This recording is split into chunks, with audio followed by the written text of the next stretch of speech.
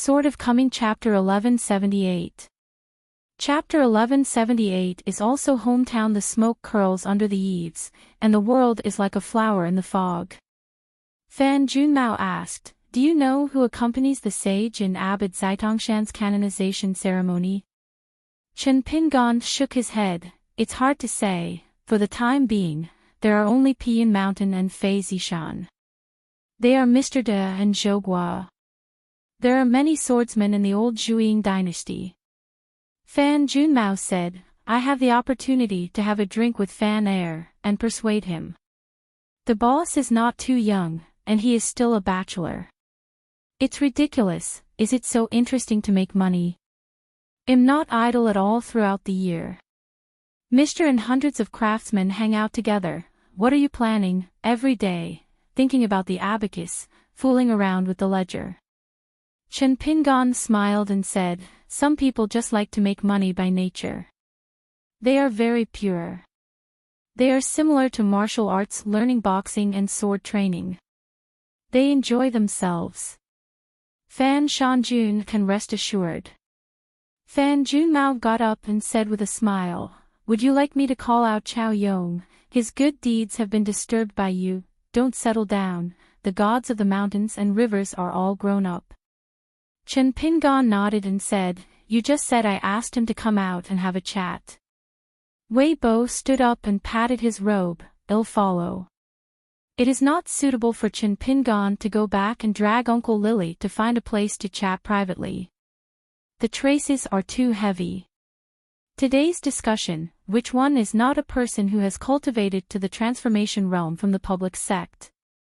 Fan Junmao is also an unreliable speaker, and the officialdom is twisted and twisted. There are several meanings hidden in a sentence. She is probably only Mengtong's level, and Wei Bo is not very relieved. On the way to the imperial study, Fan Junmao asked in his heart, "Wei Bo, Chen Pingon is also an official in the summer palace?" Wei Bo laughed dumbly. "It's okay to do it the other way around. I can explain several meanings in one sentence. It's easy for both parties to speak and obey. Or simply don't speak, and Jianxiu is reasonable." Fan Junmao nodded, understood. People talk to people, and ghosts talk to ghosts. Wei Bo smiled without saying a word and declined to comment. Fan Junmao said, "Wei Yao, don't you understand? I'm just a pun. I have both praise and criticism for the sword cheat Great Wall and Howran officialdom." Wei Bo smiled and said, "So it turns out, I have been taught. Don't you, Fan Shanjun, talk to me about this. Isn't it the same as talking to Chief Shou about how easy it is to make money, and saying politeness to Mr. Xiao Mo?" Just as Jin Qing deliberately ridiculed Chen Pingon in the process of discussion before, if one punch will knock down two shopkeepers, or what single-handedly swordsman, it seems like a gag, is it not intentional? The first is to remind the audience that Chen Pingon was the last hidden official. The second is to pave the way for Chen Pingon, eliciting the phrase, self-deprecating, behind Chen Pingon, that he is only in the nascent soul realm and cannot be a sword fairy. After all, the entire vast world is now speculating about what realm Chen Pingon is in, and how can he accomplish the feat of engraving at the head of the city, sword cultivator in the Ascension realm, or higher. If it is really a sword cultivator who started in the Ascension realm, with such personal strength, coupled with the identity of the national teacher of Dali, then every time he will discuss something in the study of Dali in the future. But once Chen Pingan's realm is really only nascent soul, even if it is Jade Pu or immortal realm tomorrow, for the high-ranking gods in one continent, they all feel that they can talk about things, just like Chen Pingon himself said, it is the kind of there are discussions and discussions. As for why Chen Pingon deliberately downplayed his realm, Wei Bo can understand it very well. It is not advisable to raise the tone too high. Jianxiu is suitable for the battlefield, not for the officialdom. Chao Yong, who was chatting with a mountain who was familiar with the mountain in the house, quickly came over. Chen Pingan had already put away the cigarette stick and stood under the corridor waiting for the old Qiantang chief.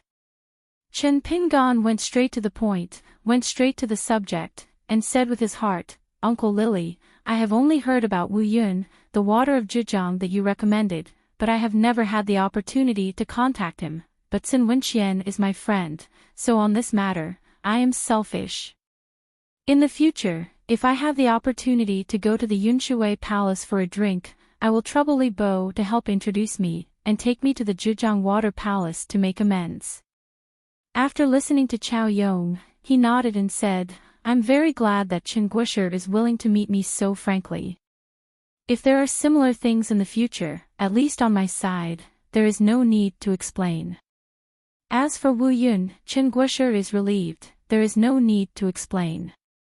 Think about it, this time I recommended him to make up for the shortage of Qiantang chief. It was my own opinion. I didn't say hello to him at all. Fry a few appetizers and celebrate." Speaking of this, after a moment's pause, Chao Yong suddenly smiled. Wu Yun used to dislike the gang of sword immortal masters in Jingyang Mountain, and during the festival, the only time she gave money to Jingyang Mountain was to watch the scene through Jinghua Shueiyue. At the sex ceremony, when he was happy, he threw several pieces of Guyu money, saying that the money was well spent. Chen Pingan couldn't help laughing, and continued to laugh in his heart. "Later, on your Majesty's side, there may be a discussion about the remaining few quotas in Chidu within 100 years. I have already greeted the Marquis of Changchun before, and the Bishop Palace is willing to let them go. The remaining spot. The mountains and rivers are different. The residence of the high water of Dadu is different from the mountain god. The former often hangs two plaques, such as Yanghua's Changchun Hofu and Bishop Palace. Dadu Hofu is the official government office of the Confucian Temple, and Bishop Palace. It is the name of the dojo of the water Yanghua. Chao Yong, an old jiao from Kilalong Fengshui Cave, also owns two plaques of Lilibo Mansion and Yunwan Palace at the same time. Nowadays, it is rumored that Jidu in Beiju Luzhou, and the Virtue Palace, plaque of Duke Lingyuan Shenlin came from someone's handwriting. Previously, Chao Yong had written a letter to Luo Pao Mountain and asked for something. The Yunshui Palace had already used up a Dadu water quota given by the Dali court, but Chao Yong still needed another one, which happened to be kept by Yang Hua. No, Chao Yong hoped that Chen Pingan could help match up with Bishop Palace and ask Yang Hua for that spot. Chao Yong was relieved, and in this way, he had a good explanation for his old friend Wu Yun. It is a worshipper of Zhejiang Water God Mansion, and Wu Yun's close friend. He was born in the genus Jiaolong.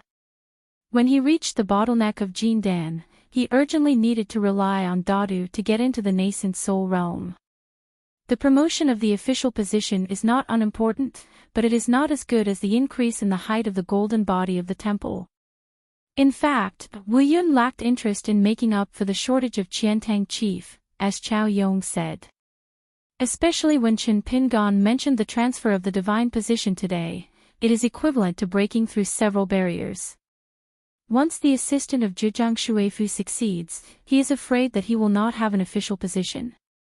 Among the gods, the most indispensable thing is time. Chao Yong said, "This place is too precious, it has a price and no market, the key is Wu Yun's friend, the affair can't be delayed. I won't open this mouth to Chen Guisher." Chen Pingan jokingly said, "Brother Chao, to use an inappropriate analogy, it's like someone who borrowed 10 taels of silver from someone and asked someone to borrow money, saying that these 10 taels are worth 100 taels of silver, for fear of lending it out. The money side doesn't know how much favor he sold. Why, Brother Chao has such a big business, for fear that I won't collect the debt." Chao Yong laughed aloud. "It's easy to say, both debt collection and drinking are correct. Mr. Chen can be said to be a full-time official now. If he thinks about it, he will only get more and more busy with his affairs. Otherwise, I'm afraid that Mr. Chen will not come to the humble house." Chen Pingan smiled and said, "Why don't you say thanks for helping others and yourself? Reciprocity is respectful, and water flows slowly. When it comes to drinking, I have never been counseled. Except for Lu Jianxian, no one at the wine table is afraid." Chow Yong nodded. "Mr. Chen, in the future, whether it's a business or a private matter, it's easy to talk about my Yunshui Palace and Qiantang Water Palace. The implication is that whether it is Chen Pingan, the national teacher of Dali, or the mountain owner of Luopao Mountain, or Mr. Chin, who fell in love at first sight and saved two personal friendships, Chow Yong's Lilibo Mansion and Yunshui Palace, and in the past, the Qiantangshufu, where the subordinates gathered together, would always keep this kindness in their hearts. Even if Chen Pingan doesn't need it, for example, members of the genealogy of Luopao Mountain will travel down the mountain in the future and pass two places, and they will definitely be guests." After saying goodbye to Chen Pingan and entering the imperial study, Chow Yong and the Marquis of Changchun, who were seated next to each other, nodded their thanks. Yang Hua didn't know what to do. She just nodded back to this uncle out of courtesy. In fact, Chen Pingan himself and Emperor Song he asked for this quota. It is customary not to say anything in the imperial study, not to mention Chow Yong's temperament and Yang Hua's behavior. After the end of the small court meeting, they each go back to their houses, and there may not be any correspondence between Bishop Palace and Yunshui Palace. And even if Chow Yong took the initiative to contact Yang Hua, and Yang Hua was not Fan Junmao, she would definitely not reply directly to Uncle Lily, explaining that there was no such thing. After all, she is the Marquis of Dadu raised by the Queen Mother Nanpin. Yang Hua needs to take every step of the way to secure a firm position in the officialdom, and she is not allowed to talk and do things like Fan Junmao. Chen Pingan took out the cigarette rod and went back to the steps, because Chen Pingan and Tong Wenchang were the first to squat and smoke dry cigarettes, and Fu Dakong, the of Pushan Mountain, chose a position. Chen Guoxi's central position. Just now, Chen Pingan got up to chat with Chow Yong, and when he came back, he didn't seem to want to take the extra 2 steps, so he casually squatted beside Fu Dakong, and replaced it with the mountain of the Zhongyue Prince's Mountain. Fu Dakong hesitated for a while, but didn't say anything. Chen Pingan smiled and said, "Lu Baixiang chose to settle in Pushan back then. Over the years, Fu Shanshan has taken care of him a lot. Just say one thing, you can see the true temperament." At the beginning, Yuan Lai, the direct disciple of Lu Baixiang, found a lot of opportunities in the Pushan realm. Yuan Lai, a pure martial artist, actually got a whole broken secret realm rooted in Pushan, which is treasured inside. There are 2 golden books and jade ultimatums buried by the old Zhuing founding emperor. They are rich in dragon energy and can be said to be invaluable. Logically speaking, this is the private property of Pushan Mountain. Yuan Lai is like a guest who is staying overnight. He dug up a jar of silver in the yard, and the owner took it all back. It doesn't matter much about this, saying that these fairy family opportunities are tasteless to the gods of mountains and rivers, and it is a good thing for people who have fate to get them. Fu Dakong signed a contract with the mansion of Zishan Mountain. The mountain god mansion also made a contribution and took the initiative to help Lu Baixiang's master and apprentice repair the secret realm. Fu Dakong said with a smile, "It's not about being a good friend. I have similar personalities with Mr. Lu." Chen Pingan asked with his heart, Shen Fu Shan, who respects Bai Yujing's headmaster Lu Moore. Fu Dichong's study is named Shushuiling Fu, not to mention Lu Qin also has a Dichong Fu. Fu Dakong said frankly, "It's not a comparison, it's a high praise. I admired Lu Qin so much before my death, but it's a pity that the priesthood is low, and it's a big pity." Chen Pingan nodded, scholarly, "As long as you are a little bit obsessed with Taoism, you can't get around Lu Qin." Fu Dakong asked cautiously, "I heard that Chen Guoshi and Lu Zhangjiao have known each other for a long time." Chen Pingan smiled and said, "The grievances are clear, and the relationship is not bad." Fu Dakong was envious. Tong Wenchang rarely took the initiative to speak, and asked, Shen Fu Shan, do you have any spare wood for the ancient sandalwood of Pushan? Lu Jiashan and Luanshan have been building mansions recently, and immortal wood is urgently needed. The gap is on the top. About 10,000 jin. In Yuzhong County, Hangzhou, now the Logging Institute is strictly controlled, and it is impossible to count on it.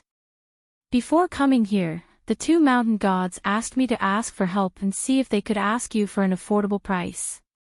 Fu Dakong looked strange. Mr. Tong Shan, the previous booklet by Chen Guosher was only 2 pages thin. Have you not read it? Chen Pingan smiled and said, Fu Shanshan, when doing business, you have to follow a first-come first-served rule. Tong Wenchang suddenly said, Why? Pushan sandalwood has been rounded up by Luobaishan. No wonder they both winked at me when I walked out of the house. At first, I thought it was to remind myself not to forget to send a message to Fu Dakong, but it turned out to be a hint that I should not grab business with Chen Guosher. Last time I took Qing Tong to visit Zishan together, and Chen Pingan negotiated 3 transactions on the mountain with Jin Qing by the way, including the sandalwood from the fairy family in Pushan. In the old Zhuiying dynasty, there were 4 uniques, which were famous for moving one continent: sword repair, beauty, famous inkstone, and ancient sandalwood. Among them, the sandalwood of Pushan is almost as famous as the giant tree in Yuzhong County, Hangzhou, Dali, and the wood used for palaces and imperial tombs in Central Aquarius is all from Pushan. And several kinds of sandalwood made by the secret method of Pushan Lingfu have the difference of yellow, white, blue, and purple. In addition, a quarry was built within the jurisdiction of Fazishan Mountain, and a large amount of river sand, a specialty of the Yongjiang River, was purchased, and the golden and jade genealogy of the world's mountain and water gods was recompiled according to the Confucian Temple. The mountain of the Prince of the 5 Mountains and the temple of the city god in the capital of Dali have the same rank and are of the 3rd grade. Last time in the Zhongti Confucian Temple, Chen Pingan once met the old immortally who traveled all over the 9 continents, saw all the water veins in the world, and then compiled a Water Sutra. Not only did he see it, he also talked about it at the time have some free time. The demeanor of the older generation of scholars is often that the higher the knowledge, the calmer the mentality and the broad-mindedness. Yongjiang River is located in the territory of the old Zhuiying dynasty. There is a cloud in the ancient book Shuwei Jing, and there is water in the 4 directions. On the booklet handed out by Chen Pingan, there is also a peculiar soil unique to Caiji Mountain. Xiangjuan of Lingfei Palace, whose Taoist name is Dongting, had previously opened a dojo at the battlefield site, and she had bought a considerable amount of secluded soil with the family of the Mountain King in Caiji Mountain at a high price. And the price Chen Pingan negotiated with Wang Wan at that time was probably less than half of Xiangjian's price. Therefore, the business partners of Luo Pao Mountain were written by Chen Pingan on the booklet. It is only the Shanshui Dojo that has seats in the house today. There are Fizi Mountain, Zidong Mountain, Caiji Mountain, Pushan Mountain, and Yongjiang Mountain respectively. As for Pai Yunshan and Wei Shanjun, can they be called business partners? Tong Wenchang asked, Chen Guosher, do you still need money to excavate the Dadu in Tong Yezhou? Chen Pingan said, the 2 immortal money needed in the early and mid-term are already available, and there will be no worries about money for at least 30 years. Tong Wenchang asked again, is it possible to raise 20,000 grain rain money? Regarding this important event, there was a lot of discussion in Aquarius Island, and it was spread on the mountain long ago. Everyone was speculating about how many grain rain money was lying on the account book of the temporary Zhu Shitang, built in the capital of Yunyan Kingdom. For example, when Chen Pingan was drinking at Dayunling before, the mountain Do Yen took the initiative to mention the excavation of Dadu in Tonggishao, and asked Chen Pingan whether it was appropriate to throw money in, but don't make a sound. Chen Pingan suggested to Dou Yen and Sun Wenqian that if they have spare money, they might as well give it a try. He will use a method similar to Qingping sword sect's holding on behalf of, let Dai Yunling and Lao Yuhu take shares. In the end, Dou Yen became ruthless. He patched things up and borrowed money. Together with a few good mountain friends, they took out 400 pieces of Guyu money and sent them to Luo Pao Mountain. However, Sun Wenqian still did not participate in this matter. The reason is very simple, just one word, poor. If you put it nicely, it would be 2 words, poverty. Chen Pingan smiled and said, not more. Fu Dakong asked curiously, can you give me a rough figure? Chen Pingan said, not counting the immortal money invested in the midterm, only the first Guyu money that has been received is about 30,000 grain rain money. Qingping sword sect has 3,000, Yu Guizong 5,000, De Kuanyao clan 2,000, Ai Aizhou Lu clan 10,000, Xuanmi dynasty Yu clan 2,000. Then Zhangji's Baozhai came to the door and added another 4,000 pieces of Guyu money. In addition, there are also some scattered Guyu money into the account, most of which are from the imperial courts and sects on the mountain from Tonggizhao and some families. On the other hand, Wang Zhu's Donghai Sea King's mansion took out a total of 14,000 grain rain money in one go. Such a large amount of fairy money will be used as a midterm budget and will not be moved for the time being. Fu Dakong smacked his tongue. Chen Pingan smiled and said, it's not as cheap as our Chidu excavation. Tong Yezhou has a lot more overhead. There are more than 120 kinds of expenses and subcategories. Tong Wenchang nodded, good thing. After a moment of silence, Tong Wenchang said, if the money is not enough, Chen Guosher and I will let me know. Fu Dakong smiled and said, Master Tong Shan has a lot of money. Tong Wenchang shook his head and said, I only have a little savings, it looks like 300 or 400 grain rain money. I don't have much money, but it can only be regarded as a little heart. Ganzhou Mountain has no way to make money, and I am not good at business, far inferior to Lujiao Mountain and Luan Mountain. Fu Dakong couldn't help laughing and said, Mr. Tong Shan, the tone of your speech just now didn't sound like 300 or 400. Chen Pingan nodded in agreement and said, even if I really run out of money someday, I can't bear to open up with Tong Shan Jun. There's not much money, but the debt I owe is not small. Tong Wenchang grinned, a rare smile on his face. Fu Dakong remembered something and asked, Chen Guosher, have you never thought about Dali's side? Chen Pingan shook his head and said, let's talk about it later. He really hesitated whether to let the Dali dynasty participate in the excavation of Dadu in Tongye continent. The quarter of an hour's break passed by in a flash, and he returned to the imperial study to discuss matters. Although Tong Wenchang didn't read the second page of the book very much, he read the contents of the first page very carefully. Master Tong Shan even thought about it, who could have 2 ascension realms in the Kendo sect of the vast world. Jinsho, the answer is of course very simple, there is none. In fact, after Zhou Shinji died in battle, there are no sects that have an Ascension Realm Jinsho Patriarch sitting on the top of the mountain. Of course, on the other side of Nanpo Suozhou, except for Qi Tingji's Dragon Elephant Sword sect. Fu Dekong wanted to be cheeky and asked Chen Pingan to ask if he could meet Lu Qin in the future and help him deliver a sentence, but he was suppressed by this Pushan Mountain god just when he thought of it.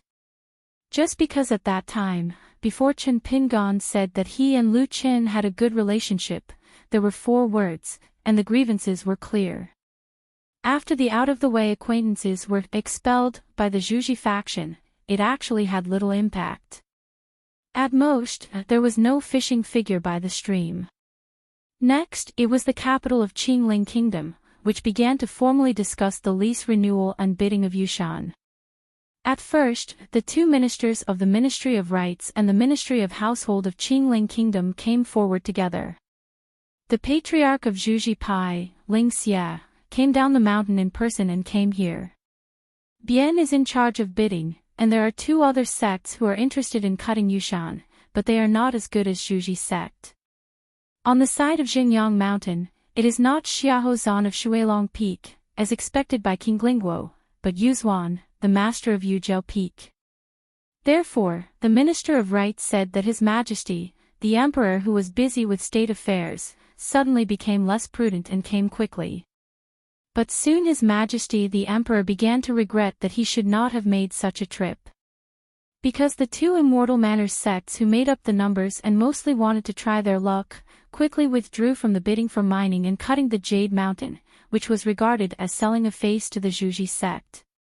It's just that Ling Xia of the Zhuji faction and Jingyang Shan Yubu, two people with very different identities and realm Yunni, shouted the price all the way to a full 80 grain rain money. Yu Perlin looked indifferent, picked up the teacup, blew the tea, and said to the patriarch of the Zhuji faction, "It's just a sale, why should Daoist friends make such a battle in the rainy season?" Ling Xia bluntly said, "Tsayu Mountain is the foundation of our Zhuji sect, and it is the family business handed down by the founder of the mountain. Without Tsayu Mountain, what face would we have to go to the Patriarch's Hall to worship incense?" Yu Perlin smiled. From the point of view of the Emperor, who was sitting on pins and needles, if this was the case, the golden core sword immortal of Rain-Foot Peak might give up. Never thought that Ling Xia would say a word too much, let alone 80. Even if it is 100 or 200 Gyu money, we Zhuji faction must keep this family business. Yuper put down the teacup and said with a smile, "Then I'll ask for 199 grain rain money. During the rainy season, you only need to add one more piece of grain rain money, you don't need any grain rain money. Quit." As a result, Yuzi bought a bamboo branch cut Jade Mountain for Xingyang Mountain at a very high premium of 199 grain rain money. As a result, the Zhuji school is only left with the Jizu Mountain in Zushan, but the problem is that the ancestors of the sect are all rebuilt in Tsayu Mountain. When the news reached the Zhuji faction to cut Yushan, Guo Huifeng was dumbfounded, and the dozen or so Qi practitioners in the entire assembly hall also looked at each other in dismay. Guo Huifeng's mood was extremely complicated. She actually made an appointment with Zhongli Ling Xia in advance. The latter went to Qingling country this time, and it would be best if he could spend 30 pieces to renew the lease. It is not necessary. But the problem is that Ling Xia's approach is not wrong. Deep down in his heart, Guo Huifeng is indeed far more than anyone who hopes to be able to hold the Jade Mountain. It was just that I was worried that Jizushan, who had always hoped to join Xingyang Mountain, would choose to stand by and watch this matter, so Guo Huifeng took the initiative to ask Ling Xia to come forward to negotiate the price. Guo Huifeng was still a little surprised. Although she had an average relationship with Ling Xia, she still wanted to believe that Ling Xia would not be selfish in such a big event, let alone turn his elbows out on such a big event involving the honor and disgrace of a teacher. When Ling Xia returned to the Bamboo Branch sect, in the Zushi Hall, Ling Xia revealed an inside story that made many members of the Zushi Hall murmur. Yu Perlin secretly revealed that if we promised to be the descendants of Xingyang Mountain, we could continue to keep Tsueyu Mountain. Guo Huifeng's eyes were sharp, staring at the patriarch of the Jizu Mountain lineage. Ling Xia looked calm and said that she rejected the proposal on the spot. Then Ling Xia said, "Our Bamboo Branch sect can move today. Otherwise, we can't get a foothold here just by relying on a chicken foot mountain. It won't take 100 years, and the incense will wither. Why don't we go to the south and find a place to settle down?" Guo Huifeng sighed, "This is the end of the matter, and there is no choice. Tsayu Mountain is an ancestral family business. I am afraid that the sword immortals of generation to generation will not let them move, and it is the foundation. Smoothly. Once relocated, it is like rootless duckweed. Nowadays, in the south of Aquarius, all countries have been restored or established, and there are many opportunities to be rebuilt. There are indeed many opportunities there. It is not impossible for the Zhuji sect to relocate." A group of Qi practitioners, together with the gods and masters of the ancestors of the past, moved south together, but after all, it was a helpless last resort. Guojianglong, how can it be so good? Guo Huifeng is a golden pill. She is not afraid of the disputes on the mountain, but she is afraid of the unfamiliar people, and the Zhuji sect will fall into this family. The apricot tree by the wild creek. There are two types of vassal relationships on the mountain. One is a relatively loose attachment relationship. The Zhuji school on Jingyang Mountain have been like this for hundreds of years. Another example is the Luopao Mountain in the north, and Zhuchai Island, which was moved from Shujian Lake to Chuzhou Crayfish Back. From the outside world, it roughly belongs to this kind of relationship. There is also a relationship of up the mountain and down the mountain, in the strict sense. There is still a big difference between the two. The former is more of an ally relationship, while the latter is a real subordinate vassal. In short, it is today's Xinjiang Mountain still can't control the candidates for any chairs in the Zhuji sect's Patriarch Hall, but when the Zhuji sect becomes down the mountain, Xinjiang Mountain can completely intervene in the appointment, dismissal, promotion and relegation of all the genealogical cultivators of the Zhuji sect, including the head and the law. Even as long as Xinjiang Mountain has an idea, he can directly let Zhufeng Jianqiu bypass the Zhuji sect and enter the Zhuji sect as the head. When the Zhuji sect was preparing to secretly start the relocation, the first-line peak of Zushan Mountain in Jingyang Mountain also convened a meeting of the Zushi Hall on a regular basis. It's just a matter of discussing the Zhuji faction and spending money to buy the Jade Mountain. It's just a small agenda attached. For a behemoth like Xinjiang Mountain, a small Zhuji faction, the leader is just a golden pill trainer. Nothing at all. According to the results of Xinjiang Mountain's previously established agenda, it is actually the personal intention of the suzerain Zhu Huang. It is to send people to Qingling country first. I believe that as long as the price is 50 grain rain money, it will be enough to let Zhuji sect overcome the difficulties. Return. Afterwards, let a certain patriarch Tang Jianxian find Guo Huifeng and discuss it with her. If the other party is willing to become his own descendant, Xinjiang Mountain can promise that within 300 years, he will not interfere in the golden and jade genealogy of Zhuji school. At the same time, Xinjiang Mountain will also help to cultivate Zhuji monks. As long as Guo Huifeng has suitable candidates, some cultivating embryos with acceptable qualifications can be sent to the peaks of Xinjiang Mountain for cultivation. There is no limit to the number of people. In this way, the Zhuji faction can truly secure its position as the first immortal mansion in Qingling Kingdom.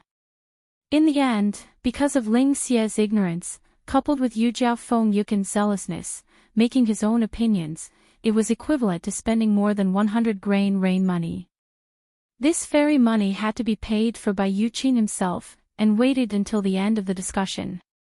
Yu Qin needs to personally send the immortal money to the Zushan treasury record file. Yu Qin has no objection to this, and got up to take orders. In the first-line Peak Patriarch Hall, now the old Patriarch of Full Moon Peak, Xia Yuansui personally serves as the head law of Xinjiang Mountain. On the other hand, Yan Chu of Shilongfeng, the old sword immortal in the nascent soul realm, has changed from the Patriarch of the law to the top position of the treasure house of Xinjiang Mountain. It seems that his position on the mountain is balanced, but it is actually a relegation. But it's better than that killing Shintao Yanbo, who was punished to go to think about it behind closed doors for a period of time. Probably this is called different fates in the same realm. Suddenly, Fei Jin sent a letter to Zhu Shitang. Yan Chu, who received the letter, saw the content, his face changed slightly, and he got up and said, "Several young sword cultivators on our side, together with a group of genealogy cultivators from the Zhuji sect, are in that thread." There was some dispute over the boundary between Yushan Yeshi and Chiha River. The Bamboo Emperor asked, "Anyone injured on both sides?" Yan Chu said, "Both sides were slightly injured. We deliberately stopped our hands here, and we were more careful about our sense of proportion. Otherwise, one of the Qi trainers from the Zhuji sect would be counted as one, and they would not even want to leave Qihe. Looking at the posture, Zhu Huang was about to ask the cause of the conflict. Take care of the people, Sect Master Bamboo, everything is good to talk about Bamboo's sword immortal. These humorous sayings, the evaluation of Bamboo Emperor, are all compliments from the outside world of Aquarius Island. Xia Yuansue had already twisted her beard and smiled and said, "This Bamboo Branch School is not bad, it almost has the spirit of the immortal mansion in the name of Zong. As the Patriarch of Law, this matter must be managed by Xia Yuansue. Of course, the nephew of Zhu Huang is the suzerain. As long as he wants to take care of it, Xia Yuansue is too lazy to take care of it." Each of the vassals of the Xianfu sects wanted to distance themselves from Jingyang Mountain, and found various reasons for changing their methods, and they did not want to continue to worship up the mountain. Now, even a bamboo branch sect under the nose of Jingyang Mountain, can't he control it? In the past, the mortal enemy of Jingyang Mountain was Fenglei Garden, and the owner of the garden, the Yellow River, was already in the wild. Lu Baqiao, who was left behind, was one of the 10 young people selected by Aquarius. After a ceremony, there was another mortal enemy. Luopa Mountain even had a monument erected at the border of Jingyang Mountain, and Lushur inscribed the sentence, "Go north to Luopa Mountain for 200,000 miles." Now, the younger generation of cultivators in Jingyang Mountain, especially the sword cultivators from Heaven's favorite sons, how can they still have the face to go out to practice? However, the discussion of Emperor Zhu in this first-line peak patriarchal hall still does not make people disappointed. The cultivators of the genealogy on both sides have restrained a little in the near future, and don't want to clash again. On this day, Guo Huifeng, the head of the Zhuji sect, went to the first-line peak of Jingyang Mountain alone. This resolute female cultivator of the golden elixir is obviously determined to die. On the Guiyun Tower near Beiludu, as an outdated guest of the Zhuji school, he was actually standing on an observation deck of the Xianjia Inn at that time. There are 3 things that he is more curious about now: whether the Xiahou Jianxian who used to drink at the same table knows about this deliberate plan. Of course it doesn't matter what the answer is. Then there is Ling Xia, the patriarch of the Bamboo Branch School. When did she hook up with the Zhenyang Mangustine Emperor? The last thing, of course, is how the Bamboo Emperor cleans up the mess. Chen Pingan didn't think that Xia Yuansue and Yan Chu would have any chance of winning. The 2 old sword immortals might not be worthy to carry shoes for the sect master Zhu Huang. Therefore, the various performances of the Bamboo Emperor are really too weak. If it goes on like this, in terms of common sense, the first-line peaks of the Bamboo Emperor will have to be overtaken by the other peaks. When things go wrong, there must be demons. This is also the reason why Old stopped at Zhuji school and became an outsider here. Which step will it be able to push the Bamboo Emperor to a point of no return? Now it seems that it is difficult, and there seems to be a sign that the situation is one-sided. The reason is very simple. The Emperor Bamboo didn't even make a move to dismantle the move once, which means that once the Emperor Zhu chooses to make a move, I am afraid that the situation will be reversed in an instant. After thinking about it, Chen Pingan was still unwilling to spend the unjust money, so he reported the name of Zhou Shou to Guyunla, and wanted to stay in that type room. Zhou Shou spent a year on his wallet. Now Guyunla has changed the shopkeeper, but only hearing the name Zhou Shou from the other side makes his face pale with fright. And directly led the distinguished guest to stay in the frame room. Before leaving the room, he only said that if the guest officer had any needs, Guyunla would try his best to satisfy them. It's true that he was bitten by a snake for 10 years and was afraid of the rope. First, Zhou Shou and a boy in white with a mole between his eyebrows. They bought a 1-year-old house for 1 year. The current suzerain Lu Xianyang lived here, so there was the questioning sword. Now one more. The closest one to Guiyun Tower is the Qinggu Peak. Of course, it is not a watery person, and the mountain does not have long legs and no nests. Chen Pingan was still lying on the rattan chair and began to close his eyes. This place is too far from the first-line peak of Zushan, and the realm is not enough. Anyway, I can't see the scene of the sword light. As for the head of the bamboo branch sect, she will definitely not have any surprises during this trip to Xingyang Mountain. Chen Pingan suddenly opened his eyes, and saw the back of a Taoist priest wearing a lotus crown, sitting on the railing, muttering. Chen Pingan asked, "Master Lu is so idle." Lu Qin turned his head and said with a smile, "The person who should be looking for has been found, and the thing that needs to be done is finished. This is not about to go back to the house, thinking about the beginning and the end. I must say goodbye to you." Chen Pingan said, "There is wine in the house, you can get it by yourself." Although it was strange in his heart, Chen Pingan did not ask. Lu Qin should have brought Zhu Lu back to the world of Qingming. At this time, it is reasonable to say that they should have been in Baiyujing.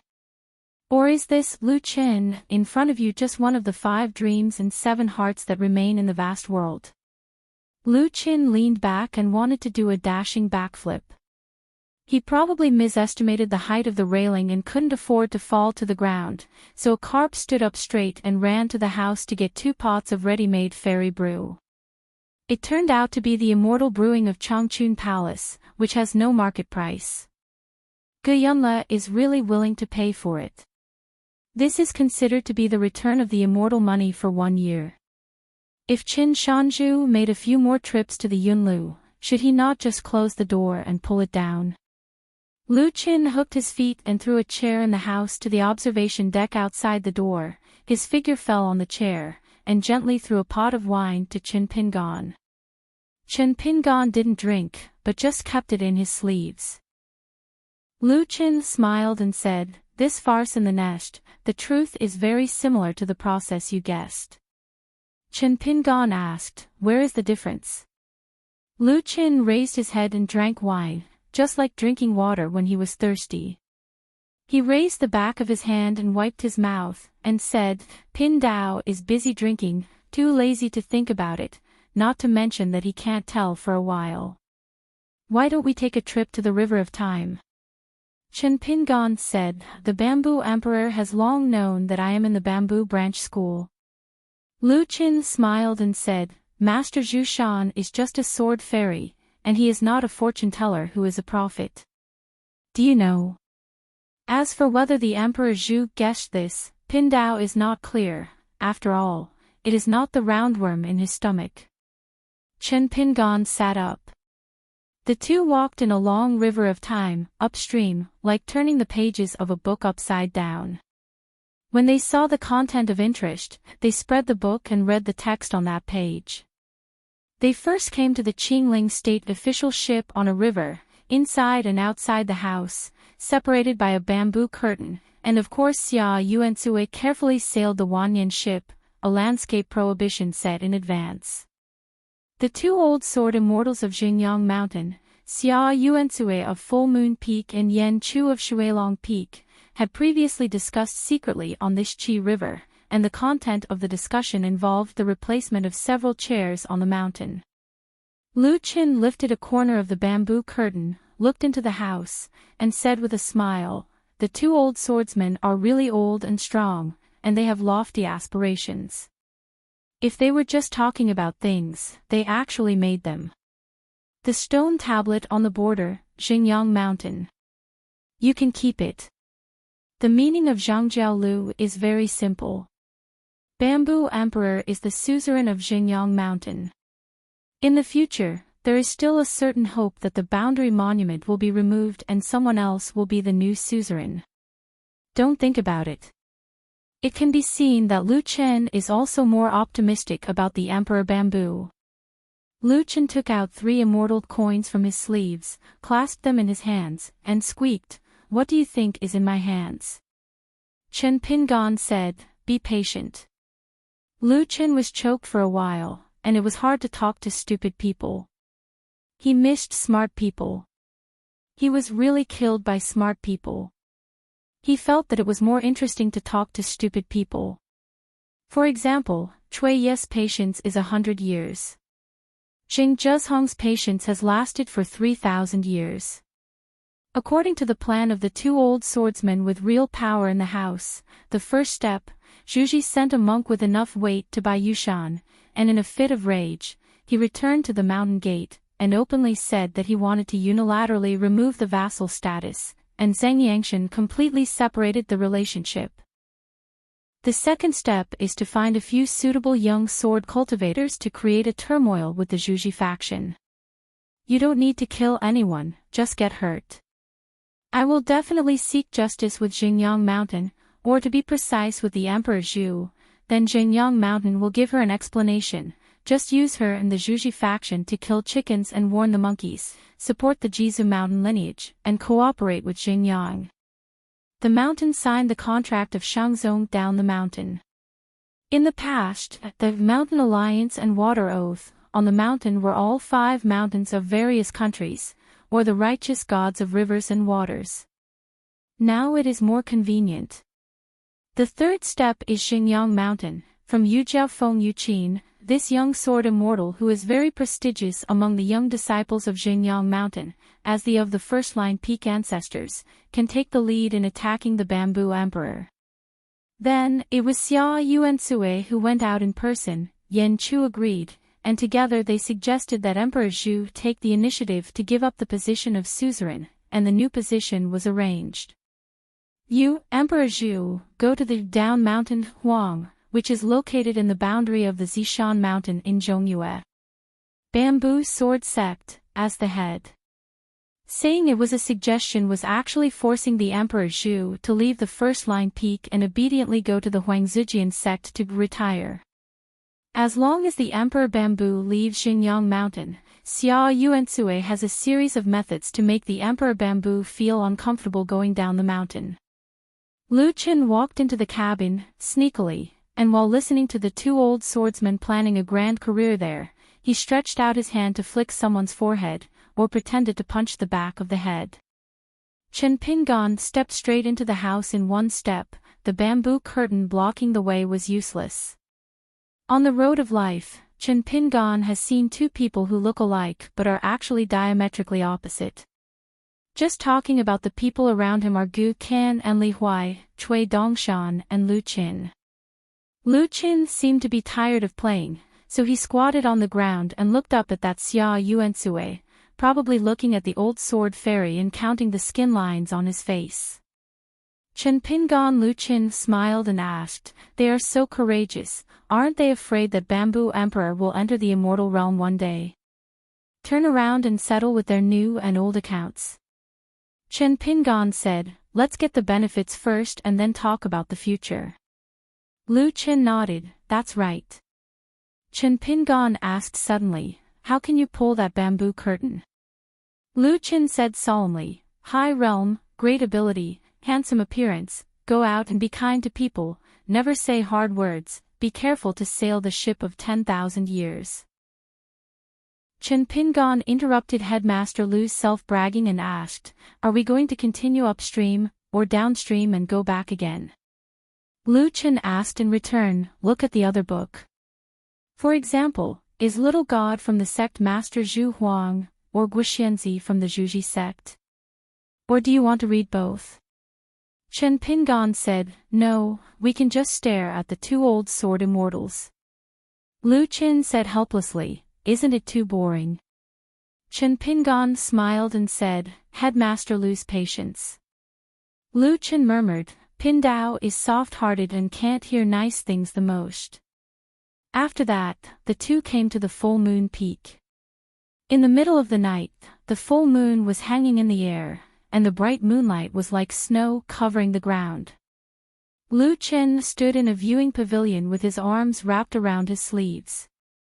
Sighed, "The young man here is practicing swordsmanship, like a bride painting her eyebrows and dressing up, with 100 kinds of embellishments. Her appearance is charming, but there is no fierce woman." Lu Qin took Chen Pingan to a forbidden place. The small ancestral hall enshrined the tablets of the gods of the ancestors of the full moon peak lineage. Xia Yuansui silently worshipped the incense here. Lu Qin leaned against the door, and when Xia Yuansui had passed the incense, the old man gently closed the door and strode away. Lu Qin smiled and asked, "How selfish do you think Xia Yuansui is?" Chen Pingan said, "Maybe Xia Yuansui doesn't even know that." Lu Qin said, "If you say that the authorities are fans, you and I are just bystanders." Chen Pingan said, 10 is 5, 6 is 1. Lu Qin touched his palm and smiled, "It's weird, it's wonderful." Chen Pingan said, "I'd like to trouble Headmaster Lu to go back and look at the content of the discussion at the first line peak." Before this, Xia Yuansui had a series of foreshadowing.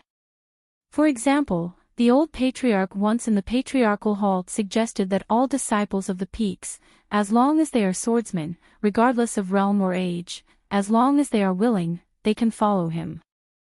The old guy who didn't leave the customs for a long time, together through the return channel, traveled to the wild world, and killed the monster with swords there. No matter whether he accumulated enough military exploits, he helped Xingyang Mountain and the Confucian Temple to seek a place in the next sect.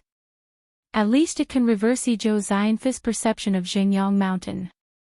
As for him, Xia Yuansui, as long as the sect master Zhu Huang is willing to nod, through this matter, Full Moon Peak will change the peak owner on the same day. In other words, Xia Yuansui didn't think about returning to Aquarius Island and Xingyang Mountain alive.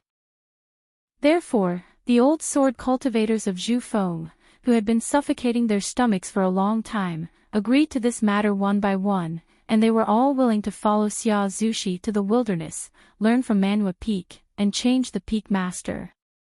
The sect master Zhu Huang, who was just caught off guard by this suggestion, still used a trick, saying that it was a long-term plan. In this way, a judgment is made. One is impressive, the other has no suspense, and is still disappointing. This has made the sect master Zhu Huang, whose personal reputation has fallen to the bottom of the valley, more and more lonely and unpopular. Cowardly and incompetent, empty and bloodless, Xingyang Mountain is indeed a family unfortunate, and unfortunately such a suzerain is spread.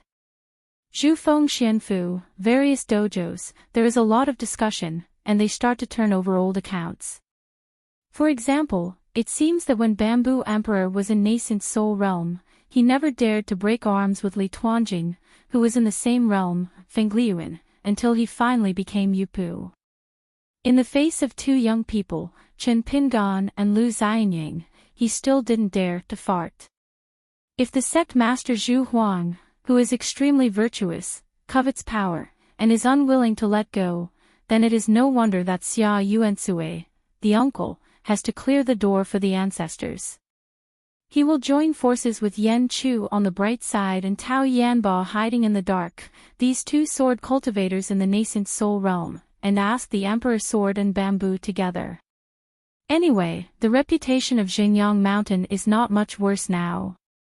And when Xia Yuansui successfully takes over as sect master, that Zhu Feng Jianxiu is willing to go to the wild and kill demons, you just go. Lu Chen snapped his fingers. The two came to the renovated first-line peak patriarch's hall. Lu Chen simply sat on the threshold, like a snake crossing the road, with his back to the gate, his hands clasped the back of his head, his right eye saw the sword fairies gathered in the house, and his left eye saw the clouds gather outside the house, without delay. Chen Pingan just crossed the threshold and walked in the ancestral hall of other people's homes, occasionally bypassing those extremely thick red lacquer columns, which belonged to old wood and new construction. This is the strong family background of an old immortal mansion. In the treasure house, a lot of Yuzhang County giant trees and Pushun sandalwood are stored. If you sell it casually at the current price, it will be a huge profit. Chen Pingan walked back to the gate, nodded to Lu Qin, and could go back. Lu Qin stood up, patted his with his sleeve, glanced at the sect master in the house who seemed to be sitting on wax, and said with a smile, "Jijun is not small, it must not be a thing in the pool." The two parties returned to the Yunlu Inn. Watching the fun is not too big, Lu Chen stretched out his finger in the direction of Yixian Feng and said, "Guohui Feng is almost at the foot of the mountain." The smiling headmaster Lu moved his fingers to the top of the full moon peak. The bamboo emperor has found Xia Yuansui. There is also a terrified Shilongfang Yan Chu, the old Jianqiu who sits on the third seat in the Zhengyang Mountain Patriarch Hall. At this moment, he is terrified and stares at the movements on the side of the full moon peak. Yan Chu was always ready to cooperate with the sect master Zhu Huang, who had only one request, that Xia Yuansui could not be allowed to leave the realm of full moon peak alive. If Yan Chu couldn't stop Xia Yuansui from escaping, he would be guilty of a crime. Yan Chu could accompany that Tao Yanbo from Qiuling Mountain to retreat and think about it. The first reason why Yan Chu was willing to take risks was, of course, that Xia Yuansui had benefited him and Shui Longfeng enough after the event was completed. According to the earliest idea of the old swordsman of Yuaning, of course, the ancestor Xia Yuansui was the new mountain master of Xinjiang Mountain, and then according to the agreement, the old ancestor Xia gave up the palm chair that was not warm with his but, Yan Chu taking advantage of the situation to fill the gap. At the same time, as the master of Zhong, he went down the mountain and served as the master. At the same time, old ancestor Xia also promised Yan Chu that he would spare no expense in financial and material resources. Even if he spends money, he would help Yan Chu create an upper five realm, and the secret sword veins mastered by the first-line peak of Zhu Huang, all of them will be taught to Yan Chu together. In this way, the time and place are right and people are available. In the future, it is no longer an extravagant hope for Yan Chu to enter the Jade Realm. As for the current Huangzijian sect, when Yan Chu becomes the headmaster, it will definitely change its name. According to Xia Yuanqui's layout, when he becomes the suzerain and enters the first-tier peak, the first meeting will be held, and the swordsmen of all peaks will be ordered to go to the wild. Help Earth Immortal Peak Master, they will be very willing to make achievements and make a career in the foreign battlefield over there, even at the risk of their lives. In this way, Xinjiang Mountain still has a hope, and can make Shishan become the first of the sect by virtue of the merit book accumulated in the Confucian Temple. In the end, like a certain rival, he has both upper and lower sects at the same time. Old ancestor Xia did things with foresight and foresight. Being able to be a suzerain, even the next suzerain, is already very content for Yan Chu. It's just that they made thousands of calculations, and they were still one move away from chess and miscalculated. Yan Chu's words became a prophecy. The young Jin Dan sword of Yujiafeng, who cultivated the Perlin, was indeed a little who was born with a rebellious bone. After the event was completed, he could get the Huangzijian sect palm according to his merits. Master Law doesn't want to, secretly told the sect master Zhu Huang. Then there is the Qiu Lingshan Tao Yanbo, who has been closed to the mountain and thought behind closed doors. Today, he is ready to join forces with himself to attack Xia Yuansui. Tao Yanbo on the Qiuling mountain side is actually not that much better. Didn't you say yesterday that your bamboo emperor just seriously injured his uncle Xia Yuansui, let him fall to earth immortal and die of old age? Why did Emperor Zhu directly speak from his heart when he was climbing the mountain today, and asked him Tao Yanbo and Yan Chu to prepare to collect the body for Xia Yuansui? The second big accident happened again on the top of Xinjiang Mountain. The dojo of the old patriarch Xia Yuansui, of Full Moon Peak, was forcibly beaten by two sword immortals of the upper five realms into a Kayue Peak. The master's uncle and the master's nephew on the golden jade genealogy of the ancestral hall, the same jade pure realm, the same Zhengyang mountain swordsmanship, the final swordsmanship level, but there is a difference between clouds and mud. From the bamboo emperor ascending the Full Moon Peak, meeting with his uncle Xia Yuansui, and then to the sword light shining all over the peaks, and finally the Bamboo Emperor left the full moon peak alone with Yufeng, saying that he would discuss the matter immediately. In fact, it's less than a stick of incense. A thrilling questioning sword came to an end, and the Emperor Zhu was still wearing a clean robe, not stained with fine dust. He didn't use his sword directly to go to the patriarchal hall at the top of the mountain. Instead, the arc of the sword light suddenly fell, and he came to the foot of the first line of the mountain in an instant. He landed in the air, the sword returned to its sheath, and the Bamboo Emperor smiled and said, "Master Guo." Guo Huifeng was stunned and speechless. The Bamboo Emperor smiled and said, "Cleaning up the door, bullying the master and destroying the ancestors, I have to do it, let the head of Guo see a joke." Guo Huifeng was stunned. The Bamboo Emperor said bluntly, "I know the inside story of the turmoil that Yu Jiaofeng Yuqin and Yu Ling Zhanglu fought over to cut Jade Mountain, the place where Yeshi and Chiha meet, and this matter is our Xingyang Mountain's loss. So next, there will be an urgent discussion on the first line of the peak. One of the agendas is to discuss the ownership of Yushan, and to determine the relationship between Zhuji and Xingyang Mountain. I am going to let you spend 30 grain rain money to buy back the cutting. Yushan, at the same time maintaining the relationship between the Zhuji sect and our old vassal, at least when I was the suzerain, it will never change, and I will never let the Zhuji sect be reduced to the worry of going down the mountain." Guo Huifeng nodded silently. Like a dream. The Bamboo Emperor smiled and said, "Guo sect leader, we are a gentleman's contract. We can make a verbal agreement, or to be on the safe side, both parties sign a paper contract."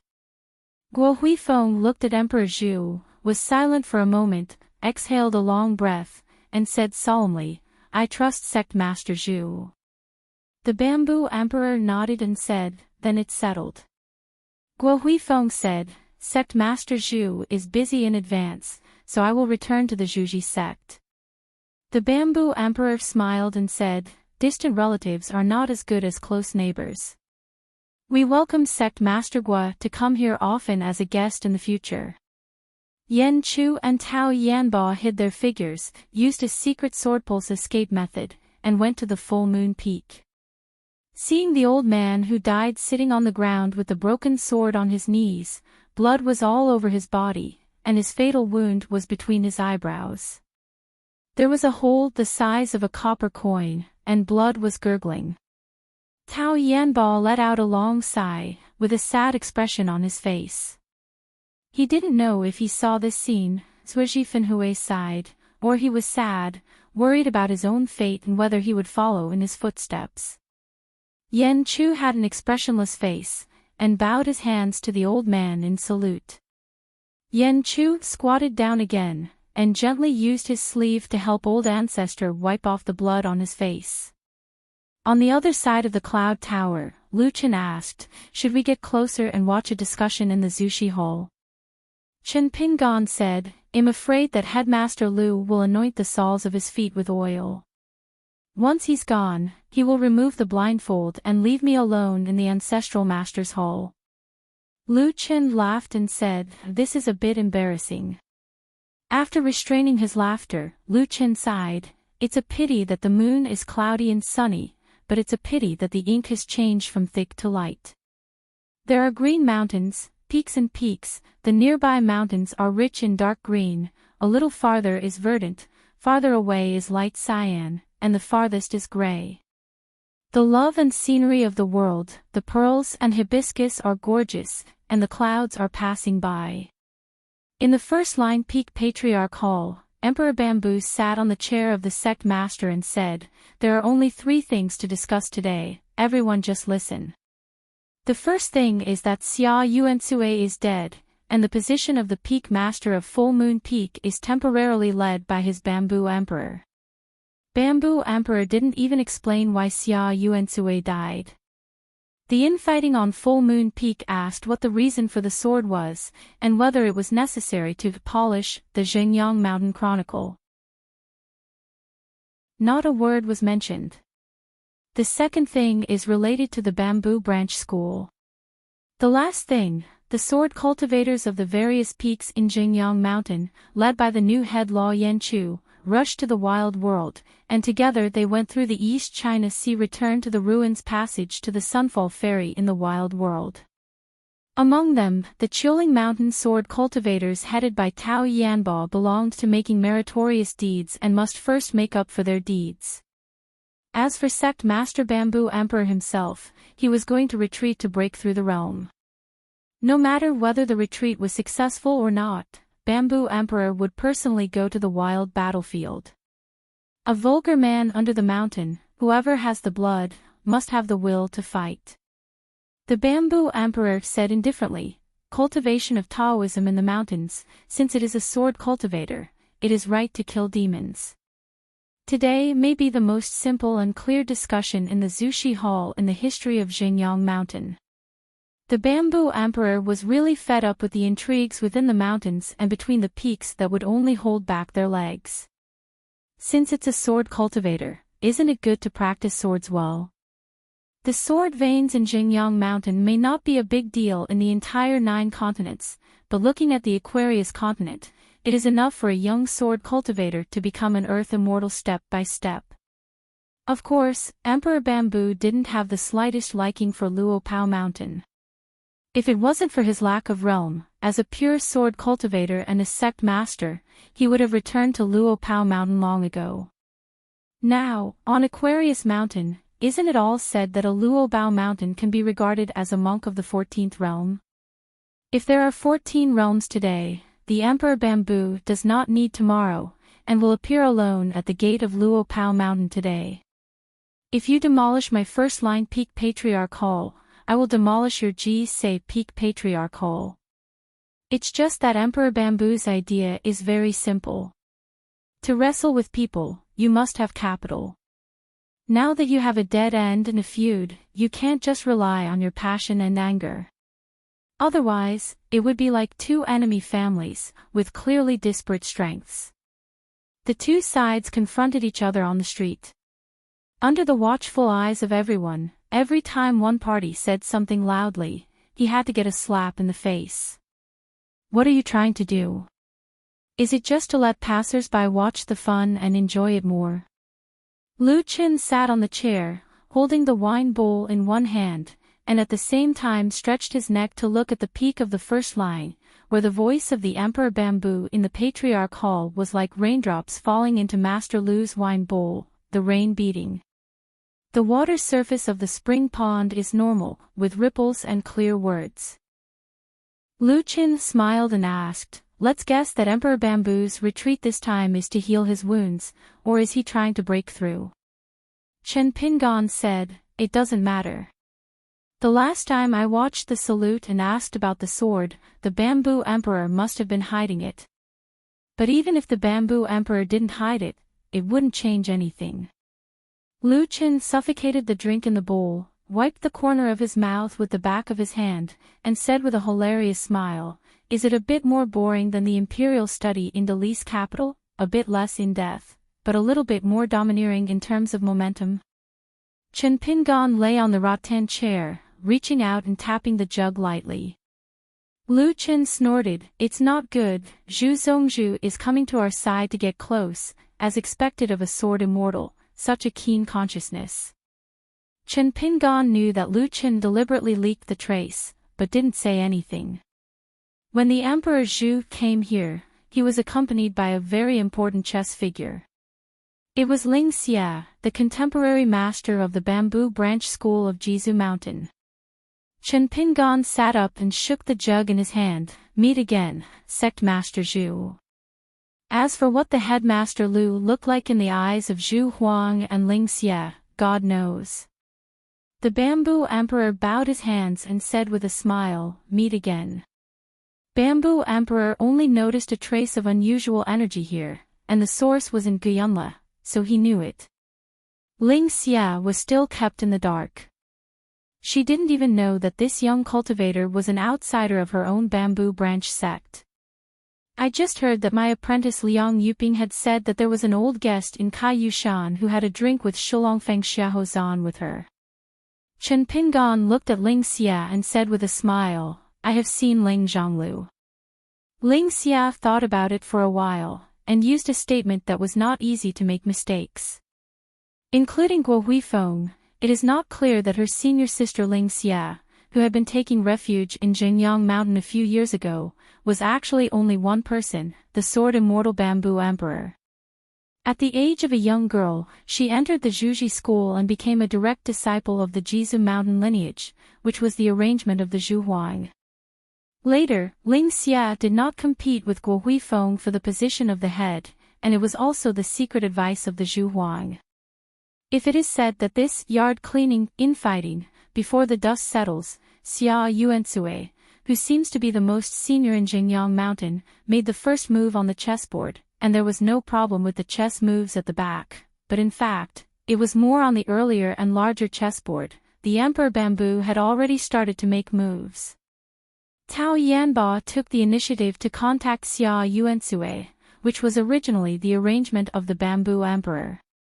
Therefore, Ling Xia was about to go into the house and bring a chair over. The slightest bit. It was for Sect Master Zhu.